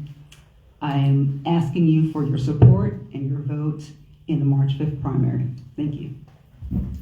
All right, let's give a round of applause for our contestants. Questions. All right, so next we have our final form for our sheriff candidates. Sheriff Marion Brown, incumbent, please make your way. Officer Sam Muhammad, Officer Rodney Thomas, former Sheriff Lupe Valdez, former Constable Roy Wooden Jr.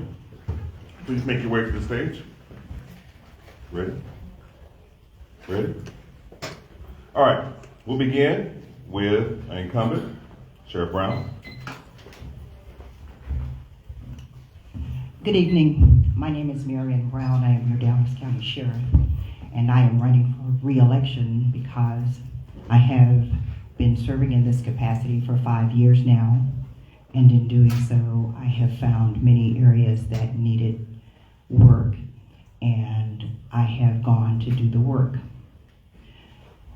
For example, I'll talk about when COVID arrived here in Dallas County, and Dallas County Sheriff's Department emerged as a leader in custody management. Many of the processes and the procedures that were used during COVID by the other 253 counties were processes and procedures that were initiated here in Dallas County and that were looked upon by the Texas Jail Commission. And when the Jail Commission noticed those procedures, they contacted us and inquired as to whether or not they could use those procedures to help the other counties throughout the state of Texas. So not only are we doing the work here in Dallas County, but we are also helping all of the counties throughout the state of Texas. In addition, we continue to update all of the processes and the procedures that needed updating.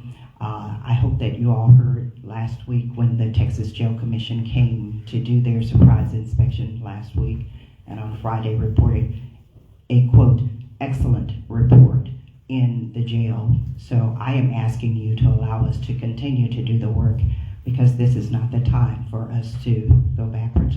It's not the time for us to take on a novel idea of doing things. This is the time to continue doing the work and pressing forward.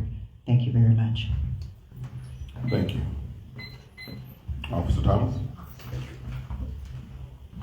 Good evening, everyone. My name is Rodney Thomas. I'm running for the Dallas County Sheriff. I am also the only progressive candidate here running for the sheriff. I believe in community policing. Community policing is hugely important to me. We have to start mentoring our youth once again, and we have to start bridging the gap between the community and law enforcement. And that is one of the reasons why I'm running for the Dallas County Sheriff, because there needs to be more effective change within the Sheriff's Department. There needs to be stronger leadership within the Sheriff's Department. And I'm the person that can actually bring that to the helm and also bring that job where we can effectively work together within the community. Because right now we have a huge gap within our community, which needs to be strengthened. We need to tighten that up. And we also need to run our jail more effectively. And that's why I am running for the Dallas County Sheriff, and myself, and I have a team that is ready to take office once we are elected into office, as far as my transition team. They are smarter than me, which I'm fine with, and that's what you need. You need people that are going to challenge you when need to, because it doesn't make sense to be the smartest person in the room, but to have different ideas to make the Sheriff's Department to run as one, is everything. My name is Rodney Thomas, and I'm running for Dallas County Sheriff, and I want to say thank you early for making me your Dallas County Sheriff in November 5th, 2024. Thank you very much. Thank you. Sheriff Valdez. Sorry, I'm short. First of all, thank you very much for having this forum. We really appreciate it, and we know how hard it is to put things like this on. So, in 2005, I became the sheriff of an understaffed, overpopulated, unsanitary, and a department that routinely beat up minorities. We went in and rolled up our sleeves, and we got the help of the commissioners, Parkland, maintenance, judges, DA, nonprofit organizations, outside organizations, to bring back a better program. We started working on the structure first. The jail was a mess. You're supposed to change the inmates' clothing twice a week. They couldn't change it every 2 weeks because the washing machines were constantly breaking down. So we went item by item and started fixing all of these things. Once we got that done, we came back and started doing programs for the inmates. We did life skills, and we started the mentally health program. We've started the new hospital in the jail. We also brought in the new building. Notice I say we. Nobody does it alone. We constantly had help from other people. We started life skill programs of machinists, welding, horticulture, commercial printing. We started all these programs. I'm running for sheriff because I want to continue these programs that were pushed away in 2018, 2019, and I want to bring back these programs, and I want to continue the growth in several areas. My name is Lupe Valdez. I'm running for sheriff. Appreciate your support. Thank you. All right, question from Mr. Thomas. Officer Thomas. This is nitty-gritty. Let's go. How do you plan to strengthen community police relations in Dallas County? With the Sheriff's Office. With the Sheriff's Office. First initiative will be what I've been working on with my teams called Night of the Chiefs.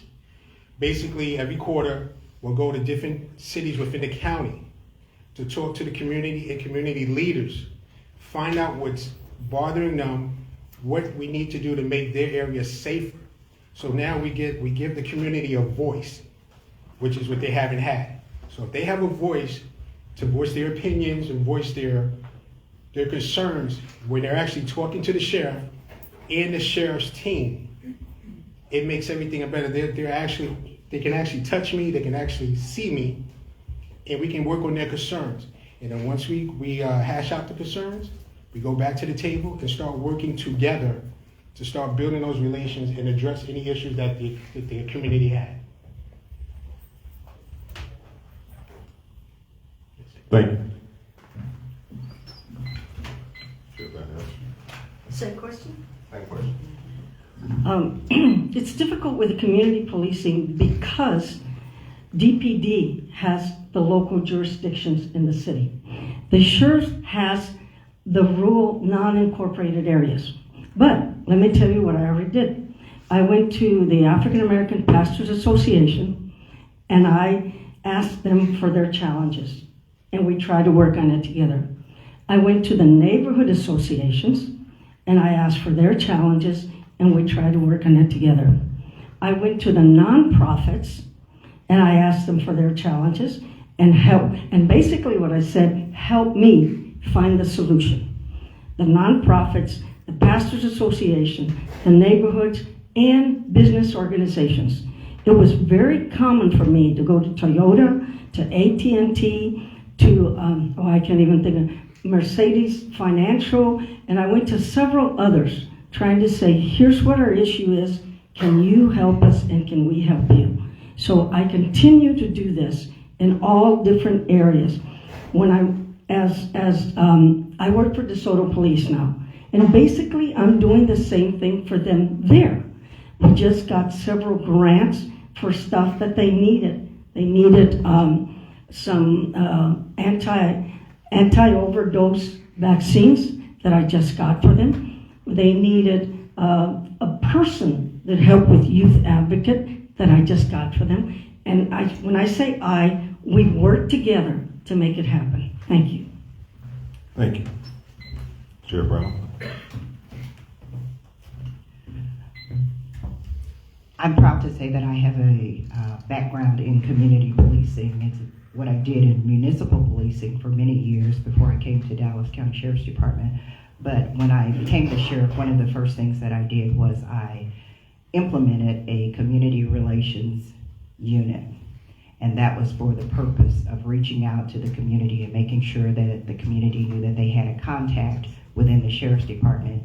As a result of implementing that unit, then we also have now what we call Meet the Deputy, and that is where we go to those unincorporated areas, but not just the unincorporated areas, but primarily the unincorporated areas, because those are the areas that we're charged to provide police services to. And so we have an occasion where the community gets to meet their deputy and they get to share their concerns happening there in the community. In addition, we started what we call a community engagement session, and that is that every class that graduates, before they graduate from the academy, they have to go through the community engagement session. And that's a session where they spend 4 hours talking with members from the community, friend or foe, that we have brought in, and that they get an opportunity to share and listen to why people think the way they think about the police and why the police think the way that they think about the community. So we've already been engaged in community policing, and we plan to continue that effort.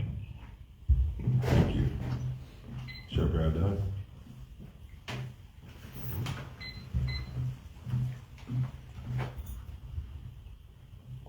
Question is, what measures will you take to enhance the training for deputies on de-escalation techniques? Currently, there is a requirement for all deputies to take this course. That is part of the 40 hours that you have to do every 2 years to take de-escalation, and there's several others that are very good to take those. Not only is it mandatory, we need to go in there and do things so it'll make it easier for them to understand the challenge. We need to do role playing. We need to do crowd engagement. One of the things we did at the academy, which I'm bringing the academy back to in-person training, and one of the things we used to do was have a crowd experience so they could get the feeling of the challenge by the crowd coming at them and trying to get them to understand that right there you need to take care of your own personal anger before you engage with the people. So I want to bring back the challenges, and I want to bring back the organization where you can meet them. Hang on, there's nothing like hands-on training. When you meet the challenge head-on, you're better aware of how you're going to react. And so I plan to bring back that hands-on training. Thank you. Sheriff Brown? Actually, that training already takes place within our in-person academy. And as I stated previously, we have what we call community engagement, and I want to be sure to expound upon that because I think it's important for you to realize that when we bring people in, we bring them in on a Friday and we say to them, okay, for the next 4 hours, you sit and you talk to these community activists, you talk to these community members, and you talk to them and learn what their issues are and why they would be inclined to not support the police. And so I think that that's really important for us to do in terms of engaging with our community. So again, we'll continue to do that effort. We give our candidates for deputy, we tell them that this is an opportunity for you without any repercussion to say, you know what, I've heard from them and I don't like the attitudes of the people and how they think about the police, and so I don't really want to do this anymore. And we tell them that's quite all right, but we ask them to have candid conversations with the individuals that we bring in, and we ask them to be open-minded. We ask everybody to please go home and think about it. And so this, I think, helps in our effort to de-escalate. We already train our people to do the de-escalation. It is a requirement that we train them, and I think that this simply enhances the engagement with the community when we're talking about de-escalation. Thank you. Thank you. Officer Thomas? Thank you. Like I said, I'm an out-of-the-box thinker. I've been also studying other departments around the country. For instance, Miami-Dade Police Department. They have a use of force training module unit where they actually study use of force videos of officers getting into different altercations. And then they take that training or that video and they implement it into their academy. And another caveat for me, I would like to increase our academy from the 5 months to the 8 months, where they get more de-escalating training where they're not just sitting in a room, but they're actually getting out into the community for 2 weeks at a time with an FTO to learn what's going on in the field. Because to sit down and look at a book or look at a training, that's one thing, but to actually get in the field and see for yourself the community that you are going to be charged to police is everything. So that is just one of the initiatives I would like to bring to the Dallas County Sheriff. Possibly we can increase, obviously that takes talking to Commissioner's Board, but it's not something that can't be done. So increasing our academy from 5 months to 8 months, and we actually include more de-escalation training, as well as putting a use of force training unit, will work very well, I feel. Thank you. Thanks. All right, are there any questions from the audience?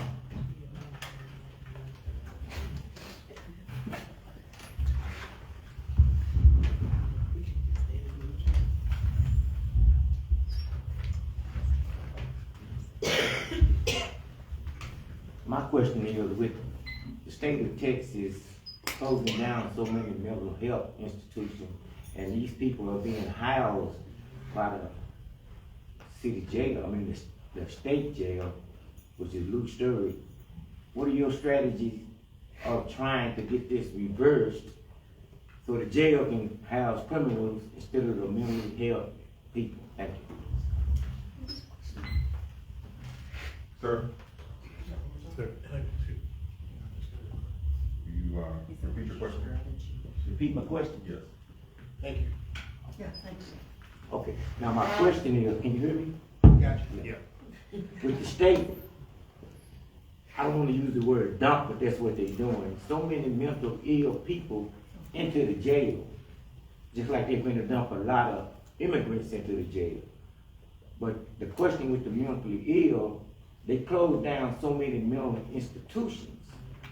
So what is your strategy or your idea or your thoughts about trying to reverse this so the jail can house criminals and the mentally ill people can get the proper help that they need? Thank you. Thank you very much.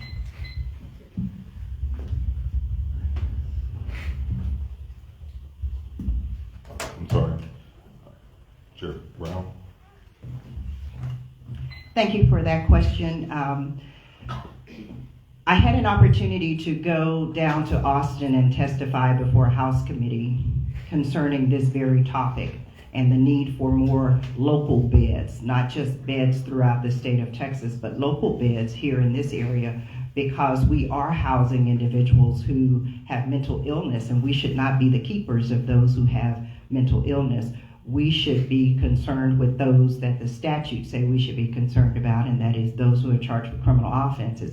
So I testified before a House committee, and last summer, early spring it was, there was the UT Southwestern Center that was, ground was broken on that facility so that we could have, I think it's close to 200 beds that we're going to have that will be here locally. And so we'll continue to advocate for the individuals who are in our custody who have mental health issues. Of course, we have a great partnership with Parkland Hospital, and so the individuals who are charged to our care have the benefit of licensed mental health care professionals attending to them on a daily basis, and so we'll continue to advocate on their behalf.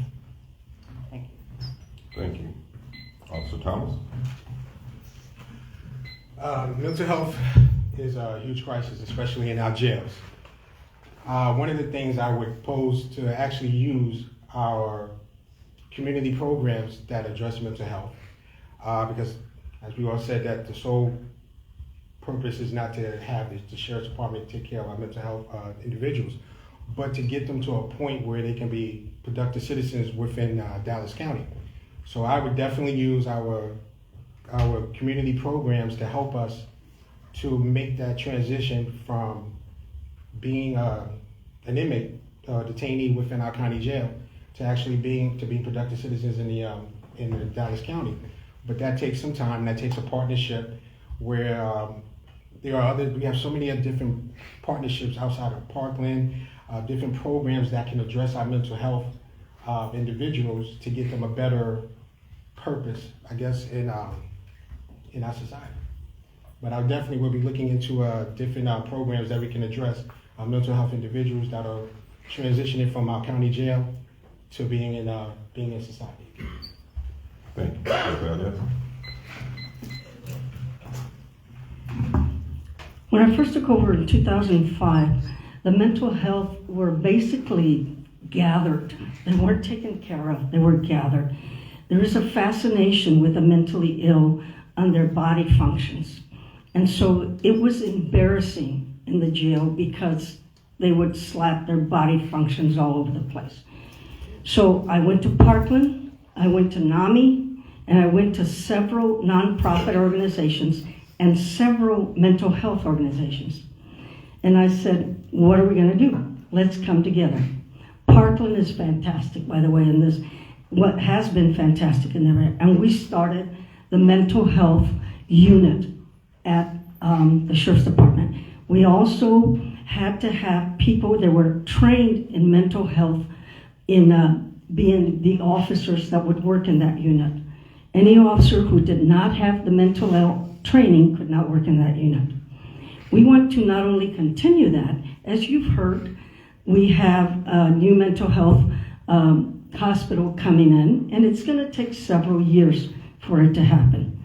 But one of the things that I've already started doing is talking to the organizations that currently house some mentally ill and currently work with the mentally ill. And I basically said to them, you need to come in and we need to work together. And they said, let us know when and we'll start working on it. Thank you. Thank you. All right, Officer Thomas, this is your question. How will you address concerns about the militarization of law enforcement?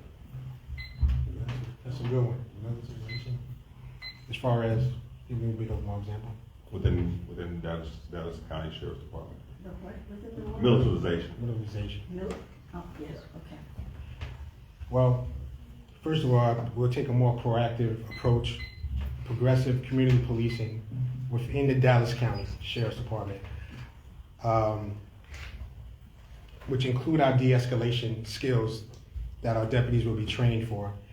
We also, when we talk about community policing, where I talked about bridging the gap, working with our community leaders within the community to talk about what concerns we have. What are their concerns as far as how they feel about the Dallas County Sheriff or just law enforcement in a whole. So we can actually get a conversation, a dialogue started where we can take that narrative of militarization away and start building a more positive law enforcement agency where people are not afraid to come talk to the Sheriff's Department. People will actually want to work with us because they can trust us. Right now, there's no trust. We know that, and we can go all the way back to George Floyd and his unfortunate death. And that's one of the reasons why I wanted to become the sheriff, because I feel that moving into a more positive role, creating a blueprint that other law enforcement agencies can use to restructure their department could come from the Dallas County Sheriff's Department. So definitely bridging the gap and working with our community leaders is one of the things that we can take away as far as taking away that militarization theory from the Sheriff's Department. Thank you. Thank you. Sure about this. I thank God for my disadvantages. I was a veteran. I am a veteran. I was in the military during the Vietnam War. And so at that time, women were not looked upon very nicely in the military. I was also a federal agent when there was one woman among 5,000 male agents. So I thank God for the disadvantages that taught me how it feels to be in that situation and how to try and do something about it. When several of the officers, when I took over, it was the good old boy system. Now I think we call them Trumpers. But at that time, it was pre-Trump, so we used to call them the good old boys. And they would constantly try to come up with some issues. And as a matter of fact, I started a little slogan, boys and their toys. They want a tank. They want this. They want that. And I basically would say, it's boys and their toys. We cannot do good service to the people when we continually act in that behavior. And I used to say, if you want to be militant, if you want to be like the military, they still take reserves. I was in the reserves for several years. So they still take them. You can do that. But this department is about fairness to the community, to serve and protect, not to serve and discriminate. So we continue to bring that thing up, that we are here to serve and protect, not to put in a badge to discriminate or to act like we're taking over. Thank you. Sheriff Brown? Would you read the question for me, please?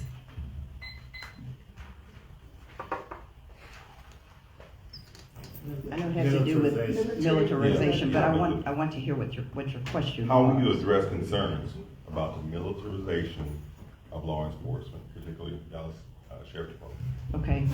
I think it's important that you engage the community and you get to know the community and the community gets to know you.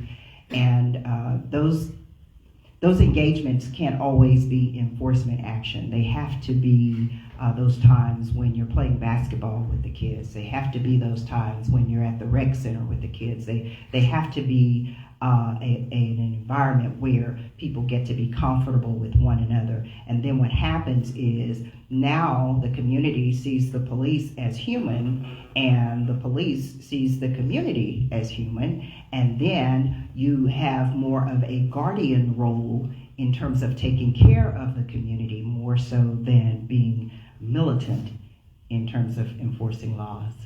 Thank you. Thank you. All right. Sheriff Hernandez, this question's yours. I'm sorry. This question's yours. Okay.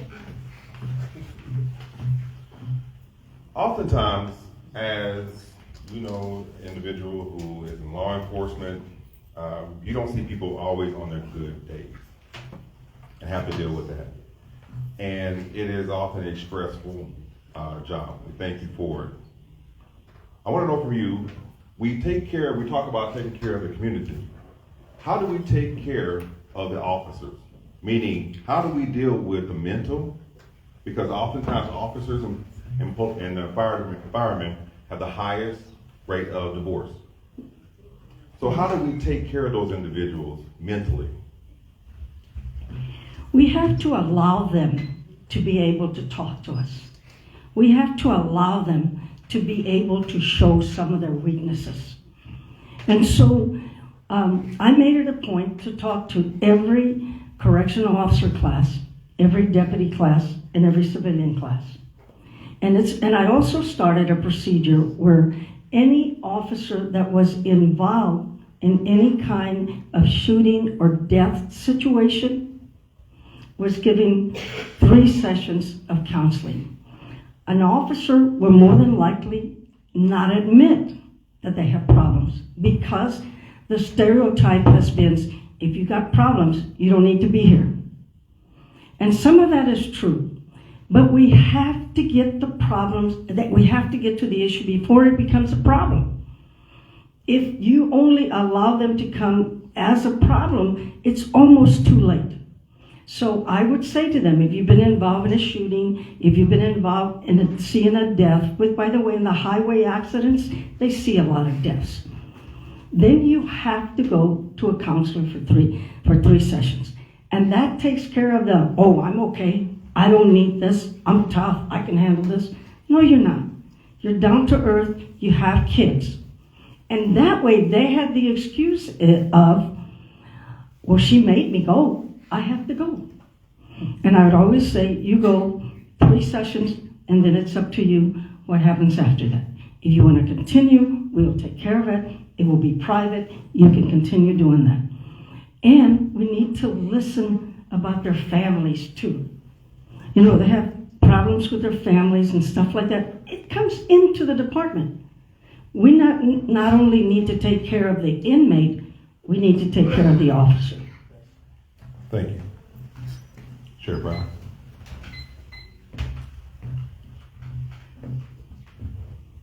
This is a very good question. As someone who worked through COVID and saw the toll that it took on our people, I understand that it is extremely important for us to have an avenue for our people. And I'm proud to say that for about a year now, we implemented what we call a behavioral health unit that is geared strictly toward employees. In addition to implementing that unit, we went to the commissioners. We were able to hire on a full-time psychologist who is housed at a location where if an officer, an employee, a deputy, corrections officer, and in fact she's even been instrumental in helping the county, period, when there was a shooting at another county facility some time ago. She was instrumental in helping those employees as well. So we have implemented that. We've recognized the need for such a service, and we have already implemented that, and it's about a year old now. But I think it's important for us to continue to have those instances where it is mandatory for them to go and see someone. But with the in-house psychologist, there's no requirement for them to go, and there's also no requirement for the psychologist to report to us what they glean from that visit. There's no requirement for them to share with us what it is that they talk with the psychologist about. This is about their health and their well-being, because if we're not taking care of ourselves, then we certainly can't take care of anybody else. Thank you. Okay, thank you for the question. Once again, like I said, I do a lot of research. I'm looking at other departments and seeing how their initiatives can also help the Dallas County Sheriff. Miami-Dade Police Department has a psychological services unit, which is 24 hours a day, because there's no given time when an officer needs to talk to somebody. He may need to talk to someone 2 or 3 o'clock in the morning because he or she is going through something. So that psychologist or that therapist is there, rather it be Zoom, rather it be by a phone call. But that psychologist is there for them at any given time, 24/7. Because like I said, we see so many things throughout our day We have to go home, we have to deal with family and everything else. I need some time to just go outside in the backyard and just talk to someone. It's 1 o'clock in the morning. But at least have that availability for these officers to talk to someone at any given time. Because you never know what goes on in their life, and this is the time I need to talk to someone because things are starting to get pressured in me and myself, and I need that release. So myself, one of my initiatives is to bring a psychological unit that actually deals with our employees at any given time, because they see so much throughout the day and throughout the nights. It just gets hard. I've been there. I did 24 years in law enforcement as a federal officer in Miami. I did gangs and narcotics. I did undercover. It gets stressful. But that's just one of my initiatives that I would like to bring to the Sheriff's Department, is a 24-hour psychological unit that deals with our sheriff employees, whether it be detention, whether it be law enforcement. With the growth of the adjacent counties to Dallas and the use of officers and students as resource officers, is there a plan? First of all, is Dallas fully staffed? And is there a plan to retain and recruit new officers?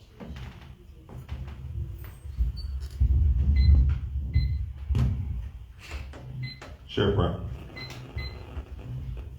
Unfortunately, we are not fully staffed at this time, and it's really kind of awkward because during the height of COVID, we had 0 openings. I don't understand what was taking place then, but at this point, we are not fully staffed, but this is why we continue to work with our commissioners to try to get a recruiting budget so that we can think outside of the box in terms of recruiting. What we have done is gone to DISD, Dallas ISD, and we have implemented a law enforcement track at Roosevelt High School, which is where I graduated from. And so we are trying to pique the curiosity of those young folk and try to get them interested in law enforcement at a young age. In fact, we have 4 individuals who recently passed their state exam to be dispatchers. So that means that when they graduate this year, that they will already be offered a job. So there was a second part of the question. Was there what are we doing to recruit and maintain? Oh, that's what we're doing, is we're going to the various fairs, but we're thinking outside of the box in terms of starting the law enforcement track at the high school, and we hope to expand that. We have eased over into Garland a little bit, and we're talking with their students as well, because some of our employees who graduated from that particular school wanted to visit with the young people, and so we are seeing some interest there as well. But we're just having to stay on the commissioners and asking them about a recruiting budget. We need a budget where we are focused on recruiting. Right now, what we do is we actually take people and detach them and make them recruiters. And maintain. And to maintain them, we continue to offer those benefits that are available through Dallas County, and we try to put a little extra on there in terms of Appreciation Week for our people as well. Thank you. Thank you. Mr. Thomas. Recruitment is always a big problem for our law enforcement agencies all across the country. But there is money out there. There are grants that are associated with recruitment that the Dallas County Sheriffs can use.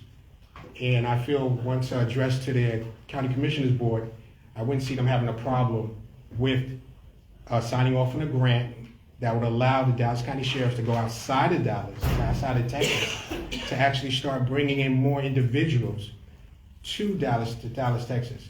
One caveat: New York, where I'm from, one of the biggest advertising sales that we could use.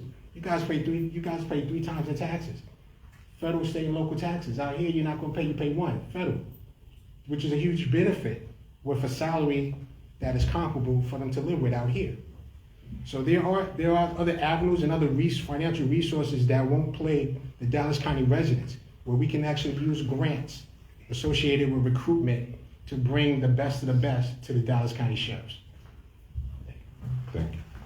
Valerie?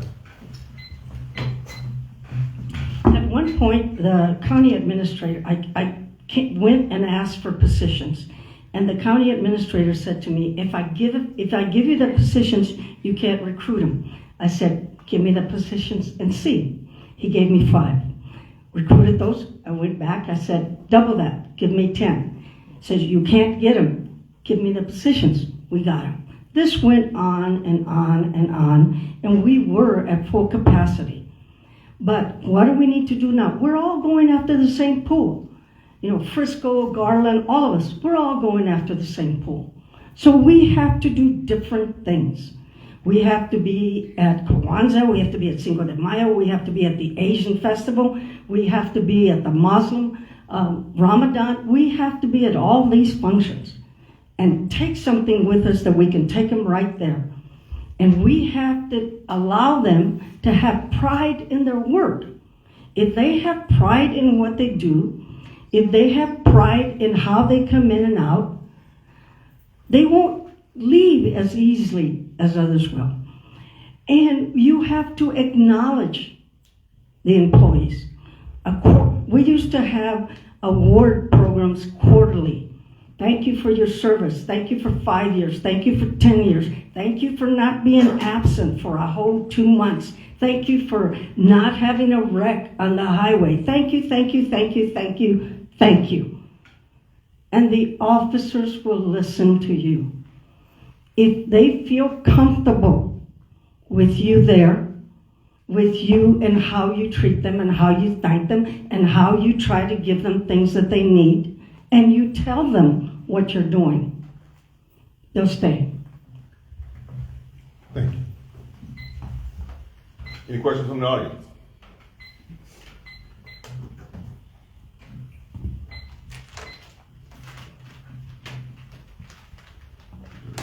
If you're watching online, please submit your questions. We will have those questions answered. So again, if you're watching online, please submit your questions.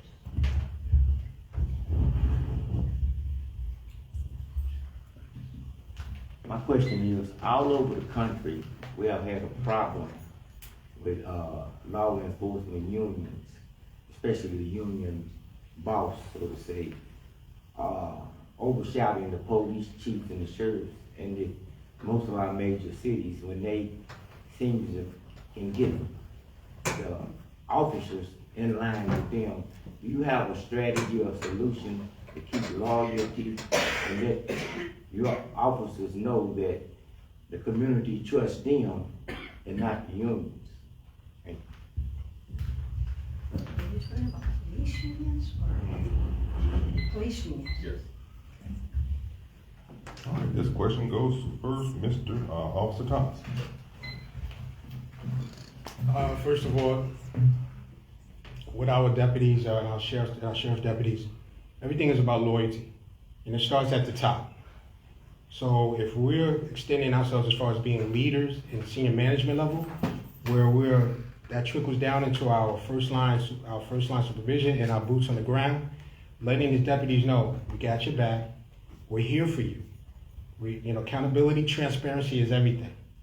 So I don't see where I would have a problem if the deputies know senior management is going to take care of them when needs be. When accountability and transparency is key in honor, I'm not going to have a problem with the unions. But everything is a conversation. Everything starts with dialogue. So I still have to talk to the union. We still have to get them in play. But we also let our people know, we're here for you. We're not going to let you go. And we're going to take, when we need, we'll take care of you. And then unfortunately, if you get into a situation that you got yourself into a situation, we still have to deal with that, obviously. But accountability and transparency is everything. It starts at the top of leadership. And that's how I feel I would maintain loyalty with the deputies and also the detention officers. Thank you. Thank you. Sheriff Valdez. On one occasion when I fired an officer, of course he was part of the union. So the union defended the officer in his appeal. But the neat thing was that the union representative was a sergeant. And I said, okay, if he is such a good person, I'm going to put him under you. And he immediately goes, no, don't put him under me. He knew he was a bad officer. And we were trying to get rid of the bad officer. And his comment to me was, he pays his dues. We have to take care of him. And I said, I pay my dues to the community, and I have to take care of them. Many times, the unions went against me. Many times. But we also had a chief that all he did was listen to us. I mean, that's not all he did, but one of his assignments was to listen to the complaints of the union so that they felt they were heard by our office. And if it was legitimate, in several cases it was, then let's work together and take care of it. At another time, when we had certain issues, I said, we're never going to solve this unless we work together. And I'm not going to go against the community. So let's find out what we need to do and make it happen. And we continued that, and I will still continue that, working with the unions, but listening to the people. Thank you. Sheriff Brown. I'm going to first of all say that, and I do understand that this is a matter of semantics, but in Texas, police unions are not legal. That's why we call them associations. But again, semantics, I get that. We have associations, and sometimes they can be for the good and sometimes not so much. However, it is important for us as the leaders to work with those associations, to visit with them, and we do visit with them quarterly, but we make sure that they understand that the leadership belongs to the leadership of the department and not to the associations. Thank you. Thank you.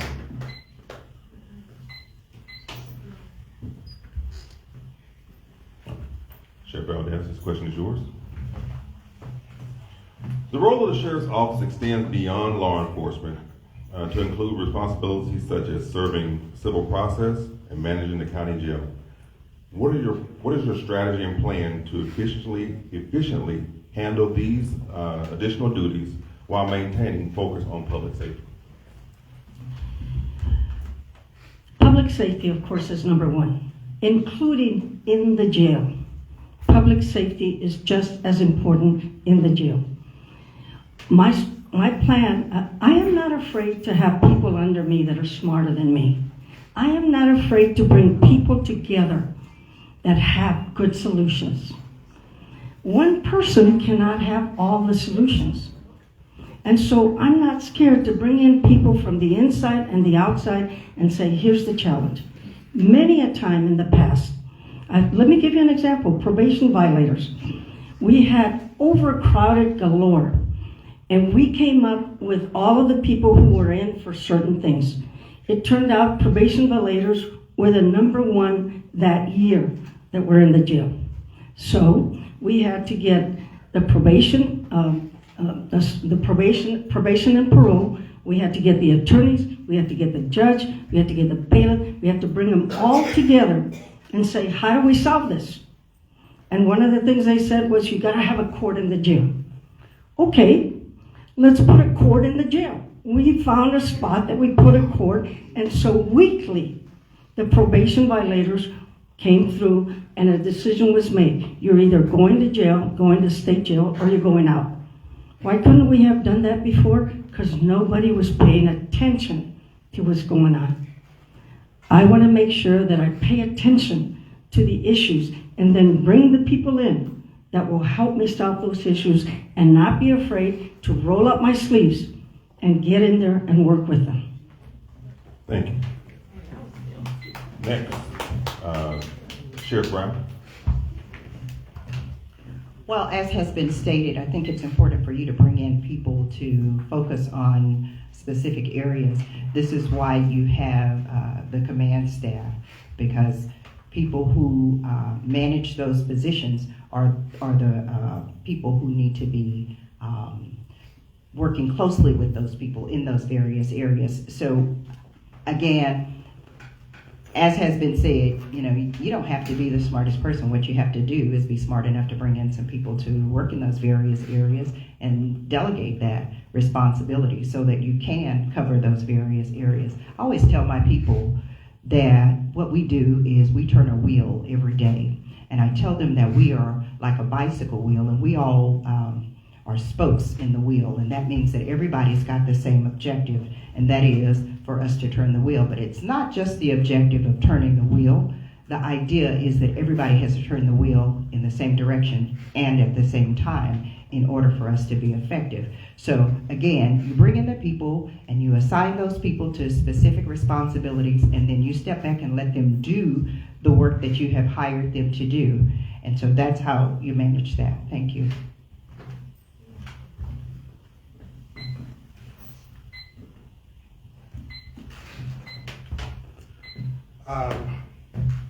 I have one analysis that I would implement as far as being elected. First 60, 90 days, we would do what we call as a SWOT analysis, where we study the strengths, the weaknesses, the opportunities, and the threats of the department before we make any critical changes to the department. So therefore, we study, we look at detention, we'll look at law enforcement side, we'll look at the areas that need strengthening, and then we start creating analysis that would actually deal with that situation.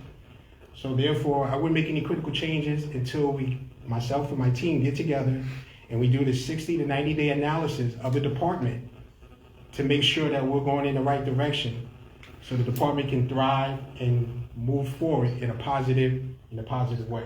And also, dialogue is everything for me. Now also being able to talk to the courts, being able to talk to parole and probation, to start moving, once we create our analysis, to start moving individuals that need to be moved out of Dallas County Jail to bring down the jail population. Thank you. All right, this will be our final question. And this question came from online. The question was, if elected or re-elected, what is it that you think you can do better within your next term?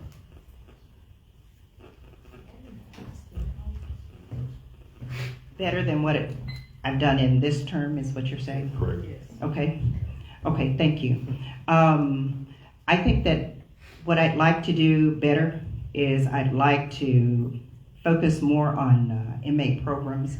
When COVID came, a lot of the programs were discontinued for obvious reasons, and so a lot of those programs have not been resumed. I think it's important for people to have an avenue while they are incarcerated, and so I would like to focus on bringing those programs and even bringing in new programs that we're implementing right now, such as a Fighting Chance and the Regional Black Contractors Association, those types of programs. I'd like to focus a little bit closer on those things. Thank you. Officer Thomas? Once elected, bringing a new Dallas County Sheriff, restructuring the department where other law enforcement agencies, like I said before, can see what Dallas County Sheriff is doing and use that as a blueprint to move forward with their department. Creating a positive narrative for our community is extremely important to me. Mentoring our youth, bringing more programs that involve the mentoring of youth. Being able to go into South Dallas and have conversations with the community is huge for me. Last year I sat down with the Bloods, the older members of the Bloods, just to talk about the gun violence, which is something I would do on a regular. Because yeah, they are part of the violence, yes, but they're also part of the community. But if we don't start talking to them, where are we going? So once in office, I definitely want to create a dialogue where community policing is number one, and also our officers are looked at the highest level, and we create the highest standards for our deputy sheriffs and for our detention officers. Thank you. Thank you. Sheriff Adams.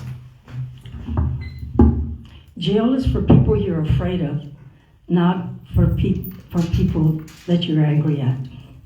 70% of the budget of the Sheriff's Department is the jail. 70% of the personnel, 70% of the issues, 70% of the budget, everything is the jail. So of course, we're going to turn our attention toward the jail. That doesn't mean we're ignoring the others. That just means there's going to be more attention over here. As I mentioned before, we started the wellness, the mental health program, the hospital. the programs for the inmates. And one of the things that I loved was teaching them life skills. We had programs on anger management.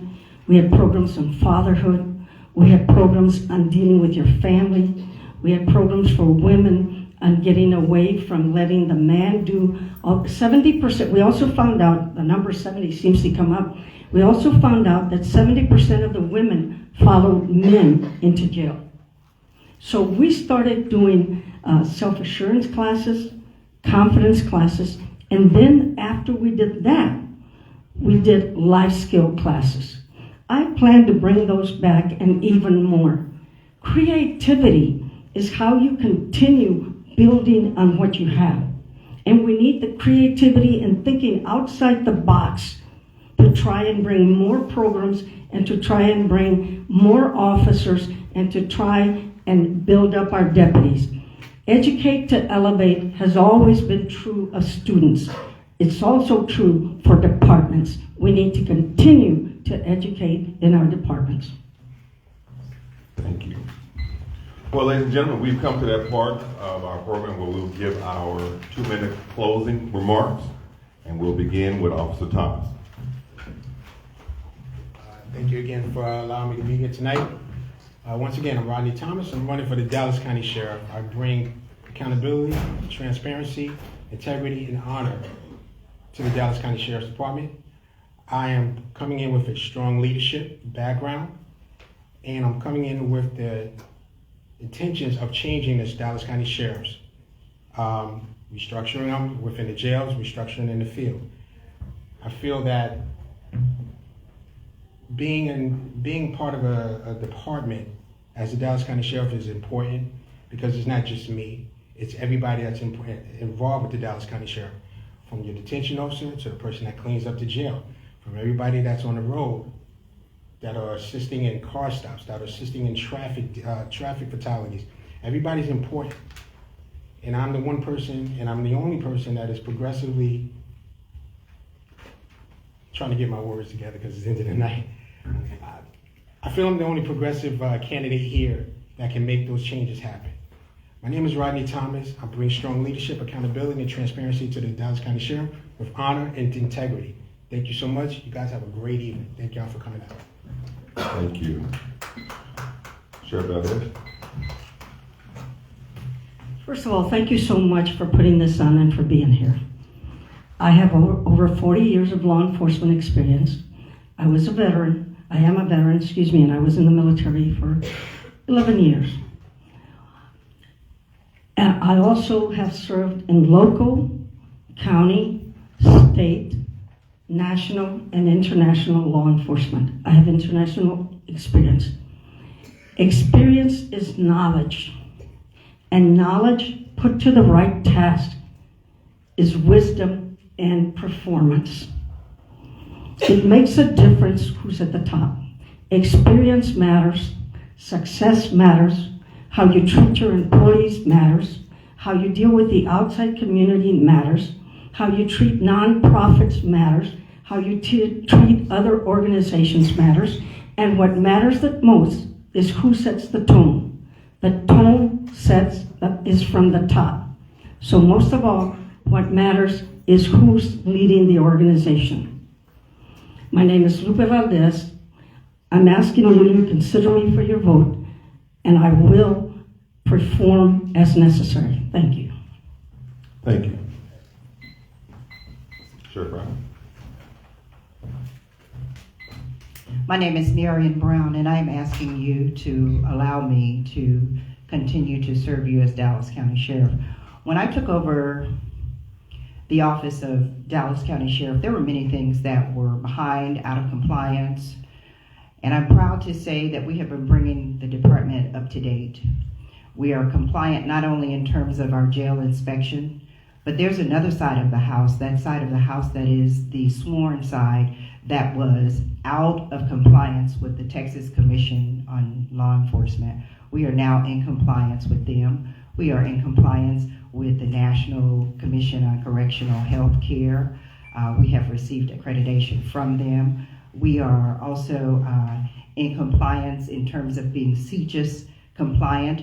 We've updated our radio system, which is a system that was mandated by the federal government to be updated in 2010. And it was a result of 9/11 when the FBI said, well, this happened because we didn't know what we knew. And that meant that this system wasn't talking to this system, or this agency rather wasn't talking to this agency, wasn't talking to that one. And so the federal government said, okay, by 2010, every law enforcement agency in this country needs to have what's called a P25 compliant system and be able to talk to other agencies. And we now have that system.